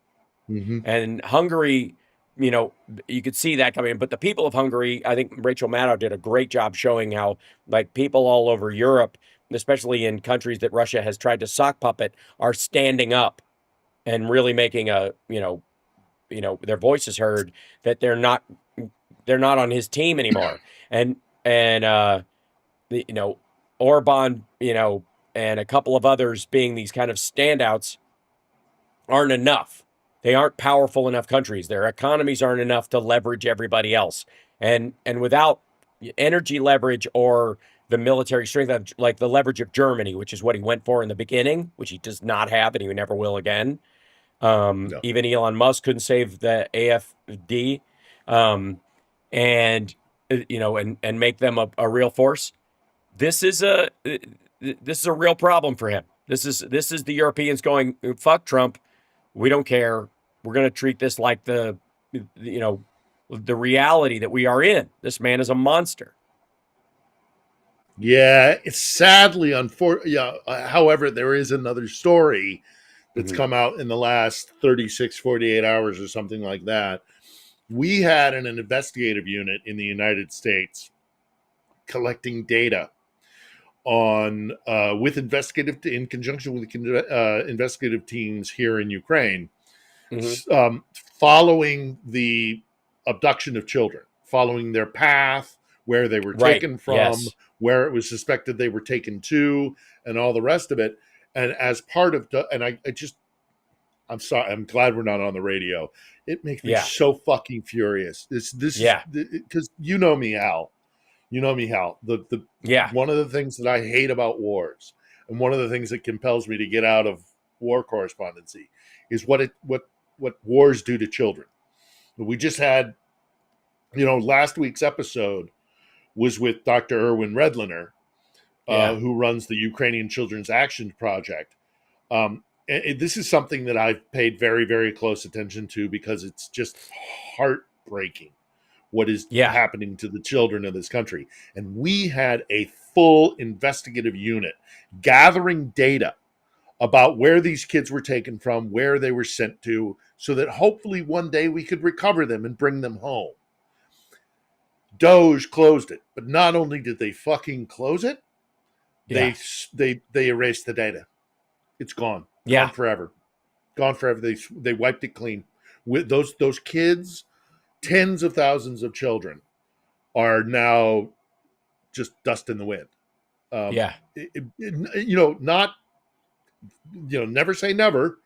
Hopefully there's, alternative ways of reinvigorating the investigation. But as far as that unit that was in the United States, thanks to fucking Elon Musk, that data is just gone. It's just wiped clean. And that's the thousands of children that will never be recovered, never returned to Ukraine. It's just, it is the most ugly. Just why? And then he's talking about 20,000 refugees. 200,000 refugees. Why? What is that? What benefit? To what benefit? It's just. It's ugly. I agree. Stuff. KJ Dogoff says the data is somewhere, nothing is just gone. I completely agree. I think it's a lot of access. A lot of it was, the problem was, it may be workable access, but it was live tracking. So they were keeping they were using data that they had access to through multiple sources to kind of triangulate where these kids might be and where they are. And they were sort of putting a pin in a map, like, okay, we've got where they are here on a digital level. And if you sever that intel, even for a short while, it's hard. You got to almost start from scratch again. And but I believe, again, the vast majority of them will be found. They will not escape this part of it. And I think one of the things that, I keep saying, there is so much ammunition that I don't know why the fuck the press asks Trump about Canada's 51st state bullshit or Greenland, when they can simply go, Donald Trump and everyone around him seems to care very much about human trafficking. And they bring this up a lot when it comes to the southern border. And yet, Doge cut funding to a group that was tracking children that had been disappeared into Russia and could be trafficked. That is why is that okay? Period. Why is that okay? And if they go, that's fake news, blah, blah, blah. Why is that okay? Why are you okay with that? Why are you okay with Russia disappearing children? But somehow, if it happens on the southern border, and which, by the way, citation needed, but if you're asserting that you hate it, and it's one of the reasons why, you had a mandate to do something at the border is human trafficking and the disappearance and using children and trafficking, and then you cut the funding to these, finding these abducted kids. For fuck's sake, like. Somebody's got to call them out on that again and again and again, because I got news for you. Nancy Mace, Anna Paulina Luna, a couple of other people in the House and Senate who are looking for a reason to push back on Trump. They haven't found their mojo yet, but if they're given a good enough reason that they can explain to the small slice of MAGA that's in their largely red district that it's the child trafficking, I can't stand with that. He's okay with it. He's letting it happen. And I was not put here to allow child trafficking by anybody, Russia or anybody. Like that alone, that's the cover they need. Again, like, the major said, welcome back. If that's what it takes, and to turn those folks into a thorn in his side, people need to be asking this of the ones that will, I think, support it, like Mace and Anna Paulina Luna and Marjorie Taylor Greene, just so she can get mad and storm off and show herself to be the fucking fraud that she is. Call them out on it. Let them bitch. But at least you're drawing attention to the fact that they did this. And I guarantee, like, this gets thrown around enough on X. Musk will do this. Like, well, we won't be perfect, but there's a lot of things. Obviously, we're not going to bet 1,000. We're going to try and, it's important that we, it's the taxpayers' money. We don't live in it. We live in a bureaucracy, not like, shut the fuck up, dude. You don't know what you're doing. You're just throwing switches on and off. You're like, I just installed some lights and some switches at my girlfriend's kid's house. He bought a house and some of the old switches were bad dimmer, blah, blah. And the circuit breaker is fairly well mapped out. And so I went in and clack, but I'm smart enough to go, stand in there. Did the light go out? Yes. Okay. Now I will work on a live wire, because I know I've shut off the right circuit. And I didn't shut off the rest of the circuit. I didn't throw the fucking power for the whole building just because, just in case. I don't trust any of this shit. So I can just futz around, leave live wires around, and then go clack. I'm going home. See you later. That's what they're doing. They don't know how any of this works. And they're not going to get smarter anytime soon. And the Ukrainians, though, and the Europeans, and I think the opposition in the United States is getting smarter by the day. People are recognizing. Well, and the other big Musk news is, of course, now apparently he's making overtures to Moscow to talk about this joint space mission to Mars, which to my mind is a massive conflict of interest. This guy gets billions and billions of U.S. taxpayer money, and he is sitting there talking with our enemy to collaborate on a multi-billion, if not trillion-dollar project to try and go to Mars with these. That aligns with all kinds of secondary aspects of, like, to do that, you get to know where satellites are. You get to, the secondary details and all this. And this. Maybe you can explain. Yeah, maybe you can explain it to people better than I can, because you've had a lot of experience in a lot of these circumstances. But there are things you can find out that you say about something, like, oh, we're having 20,000 meals delivered. I can take that intel and go, 20,000 meals. We know there's 8,000 people there. That means they're going to bring in 6,000 more people. They've got secondary, whatever. That means leadership's probably going to be there. That means by this date, the food will spoil in this window. So between this date and this date, there's going to be a massive influx of people, and there's going to be military brass or somebody there for some kind of ceremony or whatever. That's when we hit. Like, you could extrapolate from very, what would seem like innocuous details, a tremendous amount of OSINT. Well, I'll give you an example. So, I mean, sadly, things are not going well in Kursk right now.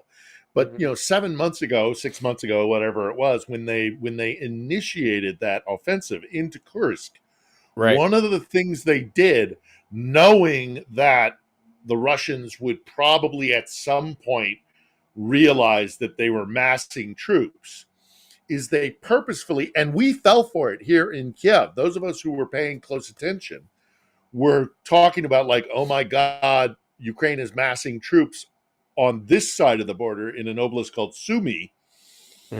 And the fear was, oh my God, the Russians are about to launch some massive offensive. And so the Ukrainians are massing troops on this side of the border, fearing a new Russian front would open on the Sumy-Kursk border. And so that explained why Ukraine was massing troops, because Moscow looked at it and said, oh, these stupid Ukrainians think we're about to attack. We have no intention of attacking in Sumy, but let them be idiots. They used that back, reverse engineering, where we have this data. It must explain something. So the Ukrainians gave Moscow something to explain why they were massing troops, satiating their intelligence gathering pattern. But then they said, no, actually not defensive, offensive. Here we go, into Kursk. Yeah. This is why the Ukrainians work on a completely different level than the Russians. Right. And they're just better at it. They're just better at it. And I would argue, so, so the Ukrainians kind of pulling out of Kursk, as it were, I think are part and parcel to how they're going to. Here's the thing, I don't trust it. I don't trust that they just I think they left because the goal. I think they got more than they expected or needed from that incursion in the first place. The idea wasn't to hold it. They had never had any intentions of setting up supply lines to it and growing it as like a blister inside inside Russia. So I think they were planning on getting out for a long time, and now Russia can like beat its chest and say we drove them out or whatever, and then those troops go someplace else. This goes along the lines of what Trump seems to think about Afghanistan. Like Russia watched Afghanistan and thought this is the perfect time to invade. Well, first of all, if that's what he thought, he was fucking wrong. They've eaten shit this whole time. If he was counting, he was like, Biden's weak and he'll bend over, the second we do this. That's not at all what happened. So if you took that away from Afghanistan, you're a fucking moron, clearly. So the Kursk withdrawal isn't great. But I agree with you. I don't think they ever intended to hold on to it. I think there are some disturbing information about us having pulled our information sharing, and that being, again, this is not something that we don't have anything else to hang this on. But there's a lot of talk here that that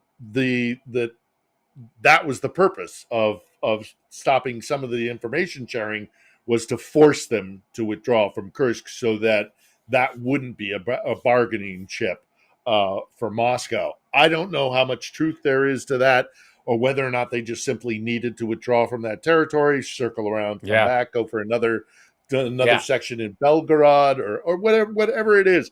But look, they don't. I looked it up recently. Ukraine's army, Ukraine's military, is about 700 to 800,000 men, soldiers strong. Yeah. Russia has 1.2 or 1.3, but they also have a lot more territory that they have to care for, in particularly in their border oblasts that bump up against the Caucasus. So we're talking about places called Ingushetia, Dagestan. These are mostly Muslim southern oblasts that bump up against what used to be the Persian Empire. Right? So they cannot pull troops from there. And of course, they have border sections all the way reaching out to the Pacific Ocean. Yeah. So they have 1.2, but then they have all these other obligations. Ukraine has about 700 to 800,000, which you would look at that and go, oh my God, they're outnumbered. But basic military doctrine is that if you are the military force that is on the offensive, going up against a defensive force, basic military doctrine worldwide is you have to have, for every 3 Russian soldiers, for every 3 Ukrainian soldiers. No, sorry, I'm reversing this again. Yes, it's 3 to 1. 3 to 1. You have to have 3 offensive groups going against a defensive line for every 1 defender. In this war, it's been more like 5, 7, 8, even some people saying as much as 10 to 1. So Right. you would need to assault a force, the Ukrainian force, which is 7 to 800,000. You're going to need at least 2.1 million soldiers. That means a fourth or a fifth round of mobilization for Russia. They ain't gonna do that. If they do, it will be a massive strain on them. There's also, I think it's a really important point that when you talk about the size of their military, to not include what the rest of the things they use their military for, including their Navy and other stuff that aren't engaged in this, were a little bit, but aren't anymore for fear of losing the Moscow twice. If indeed they even have that much of a functioning Navy, it's anybody's guess. I think a lot of their military might be stationed on Russian oil tankers as security. That might be the closest thing to a functioning Navy that they have right now. But just because they have 1.3 million doesn't mean that's their fighting force in Ukraine. A huge segment of that has a lot of other work to do. They are stationed elsewhere. Some of it's troublemaking, some of it's defensive. A bunch of them are in Syria, a bunch of them are in Africa, a bunch of them, like I said, are on subs and boats floating around the world.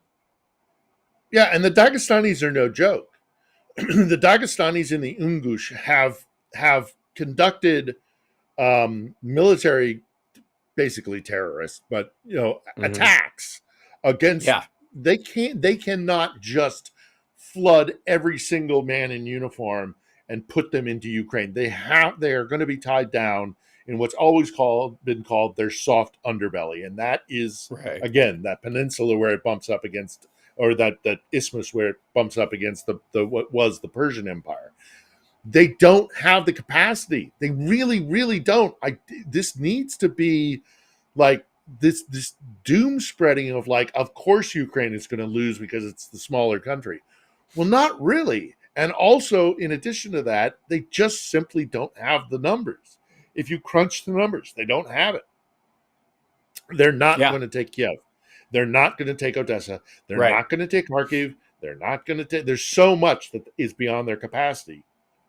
And part of what they do, and part of the fellow travelers that work with Russia do, is refer to the kind of almost inevitability of Russia as a great power.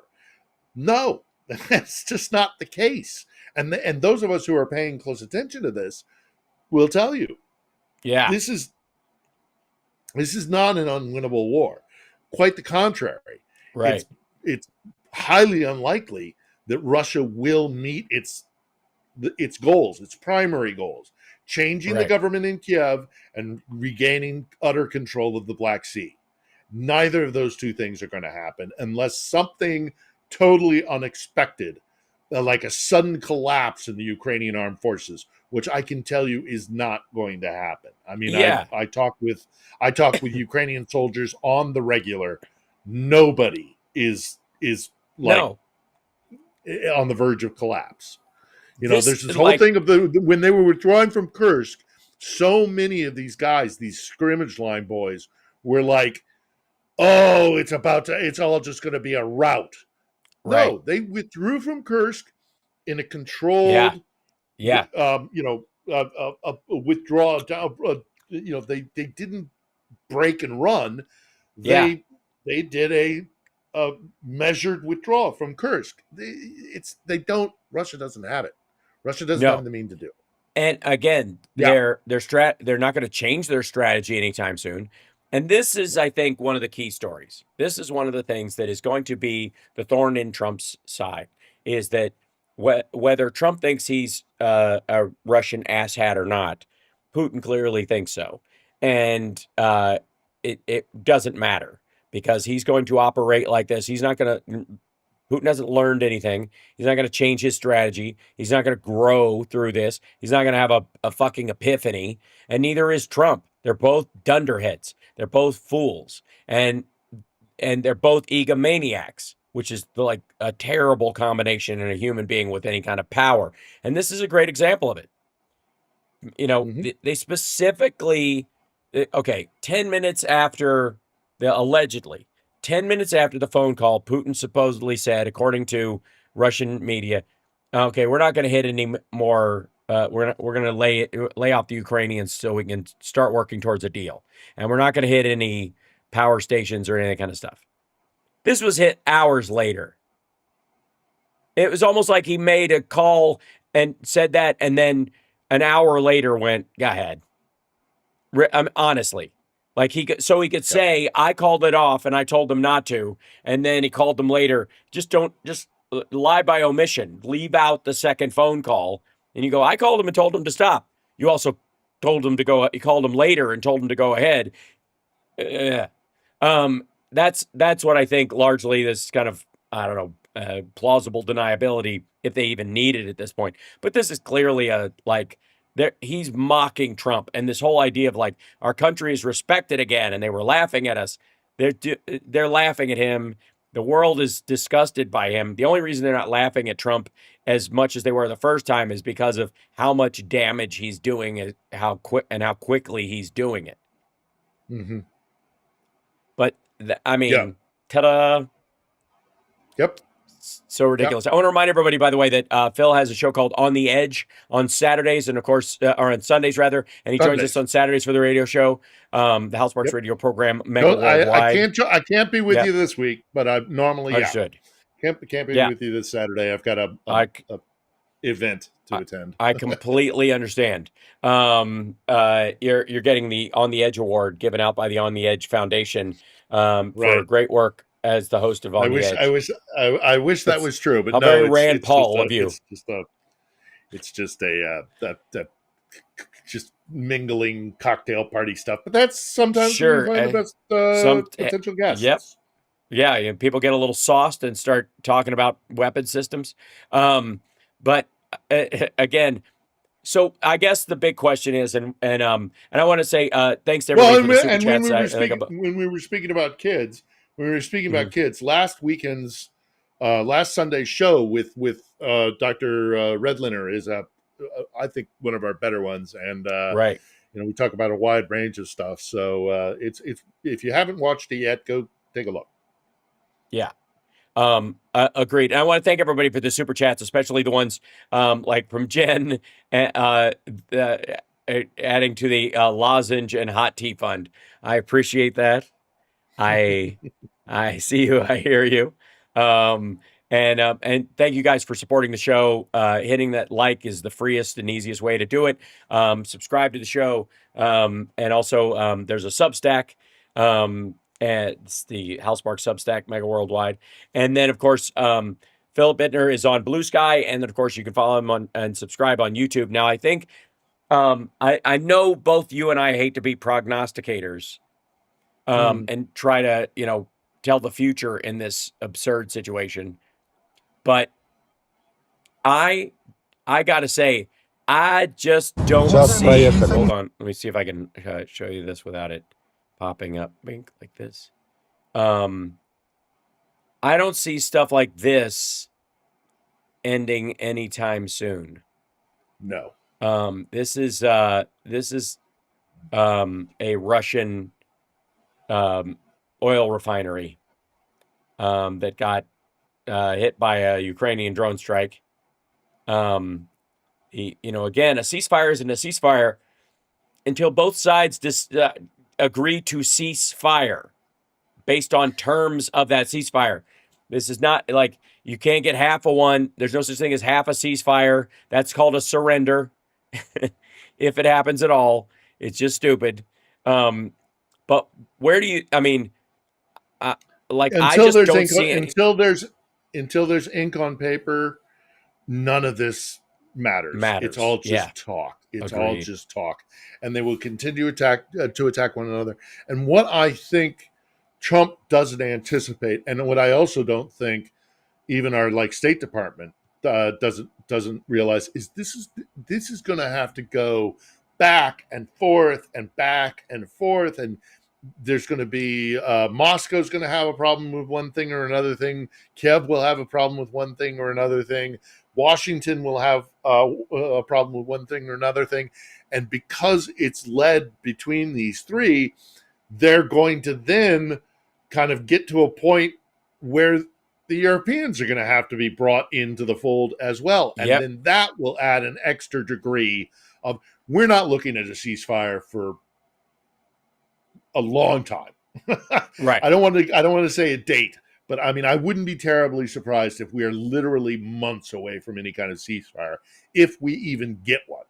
So, yeah, there's going to be a lot more damage. And to that point, I think you're absolutely right. To that point, Trump can't afford for us to be months away from a ceasefire. He can't. No. He believes that the one out he still has, and I've seen people running interference for him. Marjorie Taylor Greene said 100 days is really what he meant by day one, right? Mm-hmm. That's what it really was. After that 100 days, and you can argue when, what the shelf life on that 100 days is after the grace period for the most loyal. 50 days after the first 100 days. Let's give him that. The first 150 days. If he doesn't have a ceasefire or some sort of resolution done by the end of that, there are a lot of people that voted for him like assholes who are going to either finally have the proof they need to walk away or realize they were fucking stupid and shut the hell up and stop supporting him, and therefore that support cadavers. And right-wing media starts noticing in a big way. They already have, but it starts to really, really get bad. Well, and with the economic upheaval that we are careening towards, right? Put it all together in a nice little bow. Threatening Canada, all the tariff bullshit. It's just going to get worse and worse and worse, and it's going to have nothing to show for it. And the war is going to keep going, and the Ukrainians are going to keep finding ingenious ways. They've got these new missile systems. They've got new drones. They're always innovating. They're going to keep the pressure on Russia very publicly. And I don't see a way for Trump to pressure Zelensky into basically doing a unilateral ceasefire on his side. As you say, that's not a ceasefire. That's surrender. And his people won't let him do it. Ukrainians are exhausted by this war. I'm exhausted by this war. I'm gonna go home. We are all exhausted of this war. But those of us who recognize what's at stake here, we can't stop until Russia learns that it no longer can be an empire. That its imperial mindset is something that needs to be put to the dustbin of history. Do whatever you want to do inside your borders. That's fine. You want to be dicks to your own people and suppress them and all the cruelty. I'm not for it. I would rather see you reform. But if you want to do that inside your own borders, fine. But you no longer get to take your neighbor's territory so that you feel safer. This whole concept of we can't let Russia be threatened. We must let them, take their near abroad, millions of people, and oppress them. So they're going to keep fighting. We're going to keep fighting. I'm not going anywhere, God willing. It's just, this is too important. And the people of Ukraine, as exhausted as they are, have depths of strength left to them. So fuck Trump and fuck Putin. And the Europeans are giving them more strength and support as well as everybody who voted for Harris in the United States. And there is plenty of Slava Ukraine still going around in a lot of circles, and there are even a couple of Republicans in the Senate and the House who've taken to the floor to go, no, Putin's a war criminal. He's a fucking monster. He sends rapists in to do his dirty work. He's done it in Africa. He's doing it in Ukraine. He's done it in Georgia. He's done it in Chechnya. No, 100 times no. And that's, for all the other differences, that's reassuring to some degree. And again, that's where you see there's a shelf life on this. I want to thank you for being on the show this morning, brother. Have a great weekend. We won't see you Saturday, but we'll see you the following week. Sorry. Be safe. I'll see you next Wednesday. See you next Wednesday. Absolutely. Okay, excellent. All right. Well, take care of yourself. Be safe. And all right. Later on. There it goes. Ladies and All right, gentlemen, see you Philip later. Benioff. All right, there we go. Ta-da. All right. Okay. And before I go, if I may, you wonderful folks, because I didn't get to chime in with the chat in this and bring you guys in. Boop. Let me publish this in. Hey, there you are. I want to show you one thing. And this goes towards the idea, I think, and this is crucial. This is a very important detail that can kind of explain how I think about and feel about things, and how you'll go, oh, okay, yeah, I see why you can, I don't know, so I guess so with a broad chest and a high head, say that Elon Musk is a fucking dunce. Let me show you. Now, let me show you, I will show you a headline that seems like it would be good news for him. So let me show you this real quick. This is it. Ladies and gentlemen, I present to you, oh, hold on a second. I got to fix one thing. This guy right here. Am I elected? What's happening? There we go. Okay, here we go. I want to move this over so I can show it to you. And 3, 2, I have a publish button, don't I? Isn't there a make it so button? And I don't have it on the thing. Nope. Okay, I'll just do it over here. Boop. There we go. Elon Musk's ex, aka Shitter, raises almost, that's an interesting, $1 billion in new equity funding. Now, a company that costs somewhere in the order of $44 billion cash should probably bring in profits rather than have to seek equity funding of $1 billion, or if you were getting equity funding, it would be a quarter of the value of the company at a size like that. At $44 billion, you'd want to see, I don't know, $8 billion or something like that would be okay. We're expanding, we're growing some major thing, right? Now, almost $1 billion in new equity funding. This is the important. Okay, there's a lot of. Here we go. Elon Musk's social network X has raised close to $1 billion in new equity from investors in a deal that values the company at $32 billion. Hey, kids, does anybody remember how much money? I'm going to go back to the chat for this one. Does anybody remember how much he bought it for?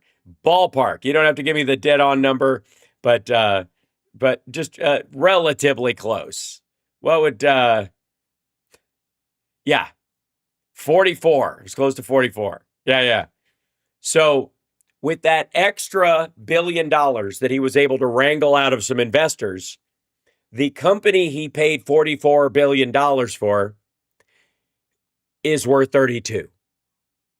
I don't know if that includes the $1 billion almost that he got at this round of funding thing from buddies with some loose change in their fucking pockets. But let's sum this up. Elon Musk, with the help of the Saudis, leveraged Tesla stock, which is a problem, and Sean P. Diddy Combs, who is an investor, bought Twitter for $44 billion approximately.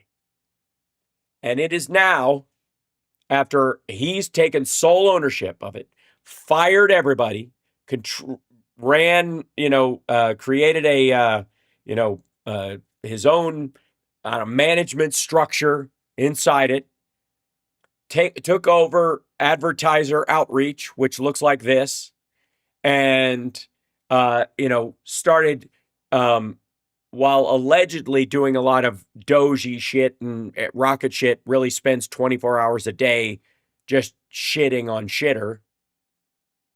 After all of his efforts to bring back white supremacists and be a free speech absolutist who shuts down accounts that make fun of him, after all that, what's his return on investment, ladies and gentlemen? Elon Musk. You're starting to understand why he and Trump are friends. You're starting to understand why, like, these guys were born to be together. Elon Musk bought Twitter for $44 billion, largely with money that was not his, another Trumpian kind of thing. And now he was forced to go raise equity, raise some funding, couldn't even scramble together a full billion, and the company is worth less than 12 billion less than what he paid for it. It's lost $12 billion. I don't even know why the fucking company costs $1 billion by itself. It's a bunch of servers. You could outsource most of that shit. It's beyond me. I mean, I understand like half of the people that you have to operate a social network are people just taking down awful shit all day long. He's lost $12 billion. And that's what we know of. That's if you believe it's worth roughly $32 billion, which is what the article says. I don't. I do not believe it is worth $32 billion. I would like to see the asset list. Elon Musk is a moron, and he's a terrible businessman. And the only thing that makes his companies successful is the purchasing power of blue states and government contracts. That's it. That's the entirety of it. If he doesn't have a government contract, he needs his customer base to be Democrats. They're the people who buy electric cars and battery systems for their house to attach to their solar roof. Remember the fucking Tesla solar roof? You know what I'm going to do? I'm going to do, like, I'm still working on the Doge list of guys. I keep discovering little pockets of like 5 or 6 names. So I'm trying to put together a PowerPoint of each of these dipshits. And it's hard finding pictures, which I find, you'd think with all the transparency. But how about we do a retrospective? I'm sure there's a bunch on YouTube already of Elon Musk's bullshit tech promises that never fucking happened. Hold on.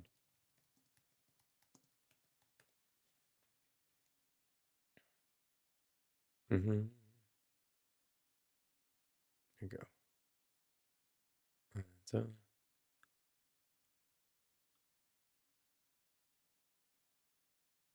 Oh my God, the fucking website's still using the same video from like 5 years ago. This is this is the same shit he was selling. These are these solar tiles that don't work. Seen anybody with a house covered in these things? Are they going like gangbusters? Are all the houses in Texas? Thank you, John. Being covered in these things? Are they made in America? Are they everywhere now? Oh my God, the technology. Order them now. They'll be ready in 3 years, I promise, kinda. I feel like this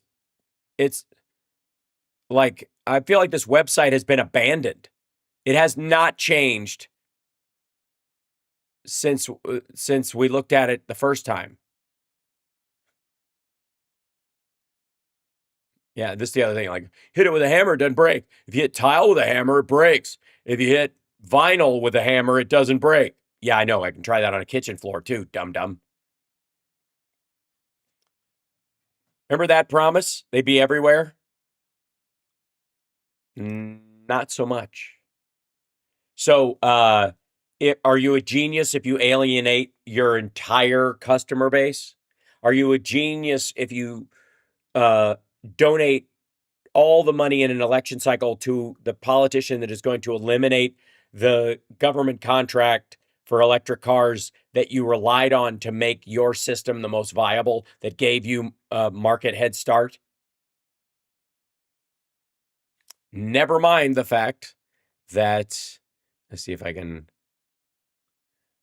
let's bring this up one last time. Oh, this is some good stuff. Let's see where it is right now. It's 233. It's been hovering around there. 233 this whole time. These are the day traders fucking around with it, up and down. Boop it, boop it, boop. You want to, like, look at this. Look what everybody thought when Trump won in November. By the way, can I just say for the record that people were counting on maybe Tesla to either get a contract for all the robots that the government's going to use to do the government jobs, the robotic IRS agents, that whoever he was going to replace humans with Grok or some shit.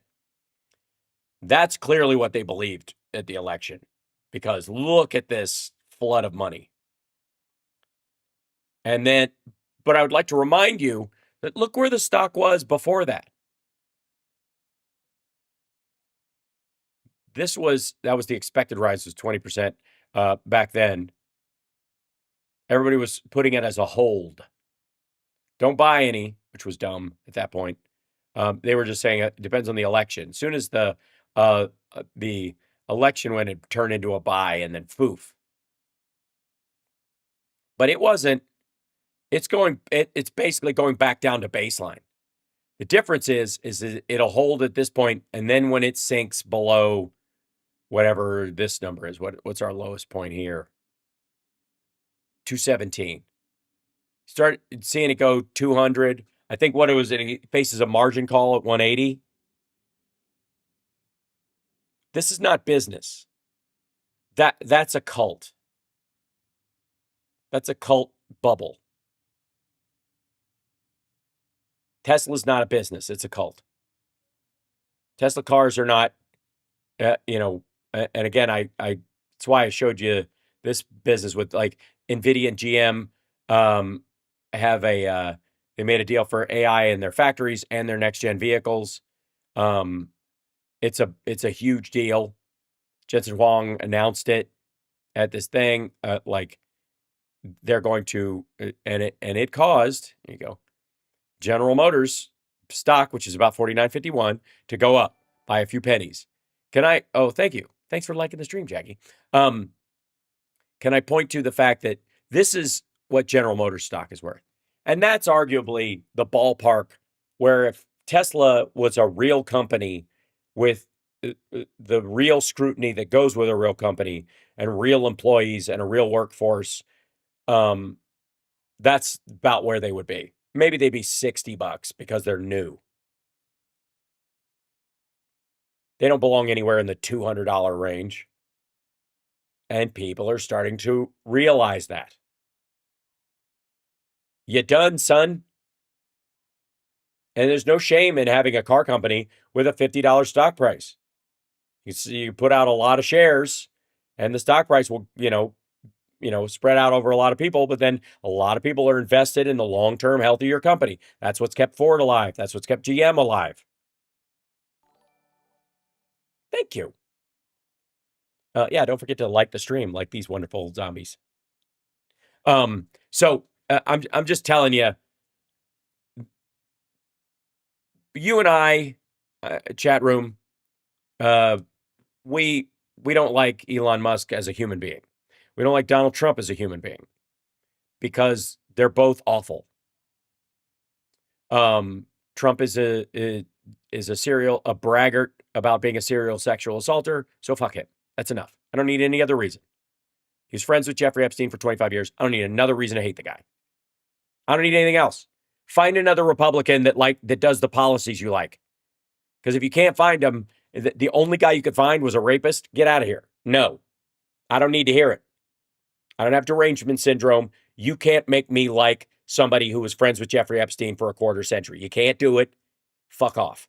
Stop trying. We're not even in the ballpark of derangement syndrome. And you'd have to be deranged to forgive that guy the shit that he's done. So piss off. On that, other than that, I have no opinion. That said, he's also a crap businessman. You know how I can prove it? I know I got to go because I got to stop talking because I won't be able to do a show later if I... But The Celebrity Apprentice was a comedy. The Celebrity Apprentice was based on the principle that not only can Donald Trump not give advice to normies who show up on The Apprentice? It's fucking ridiculous that anybody would listen to his advice. So let's bring in celebrities who are successful and have this dickhead tell them how to be successful in business. It was a joke. Celebrity Apprentice was a joke. Everybody at NBC, everybody who watched it knew that it was funny that these people would compete to listen to Donald Trump because he doesn't know what he's talking about. That he was the punchline of Celebrity Apprentice.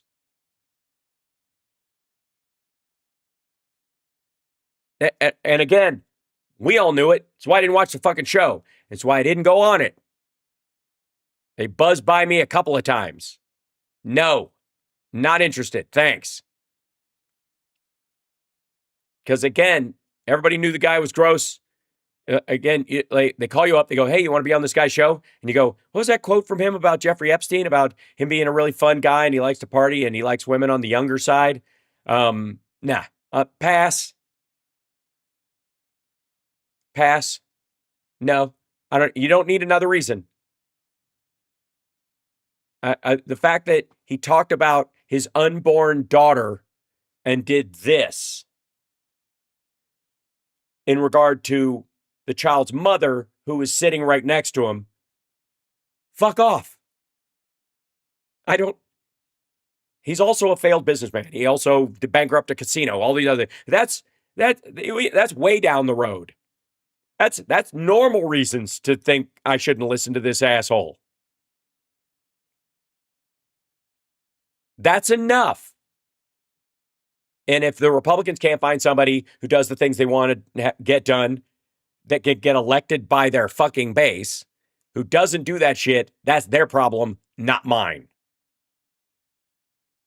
And I will enjoy watching Peanut Butter Dickhead and Glenn Beck and Stu and Laura Ingraham and Jesse Waters and all these shitheels try to make excuse after excuse after excuse as he fucks the economy and he fucks up world peace and all the things he promised cadaver just like they did last time.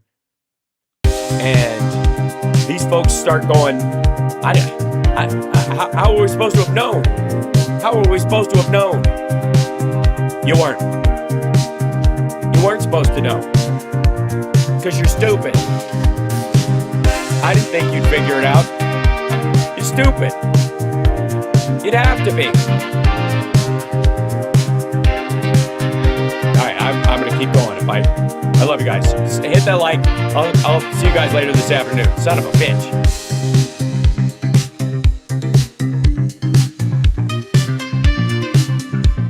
Thank you guys for the super chat today. Really appreciate it. I got to stop talking for a while.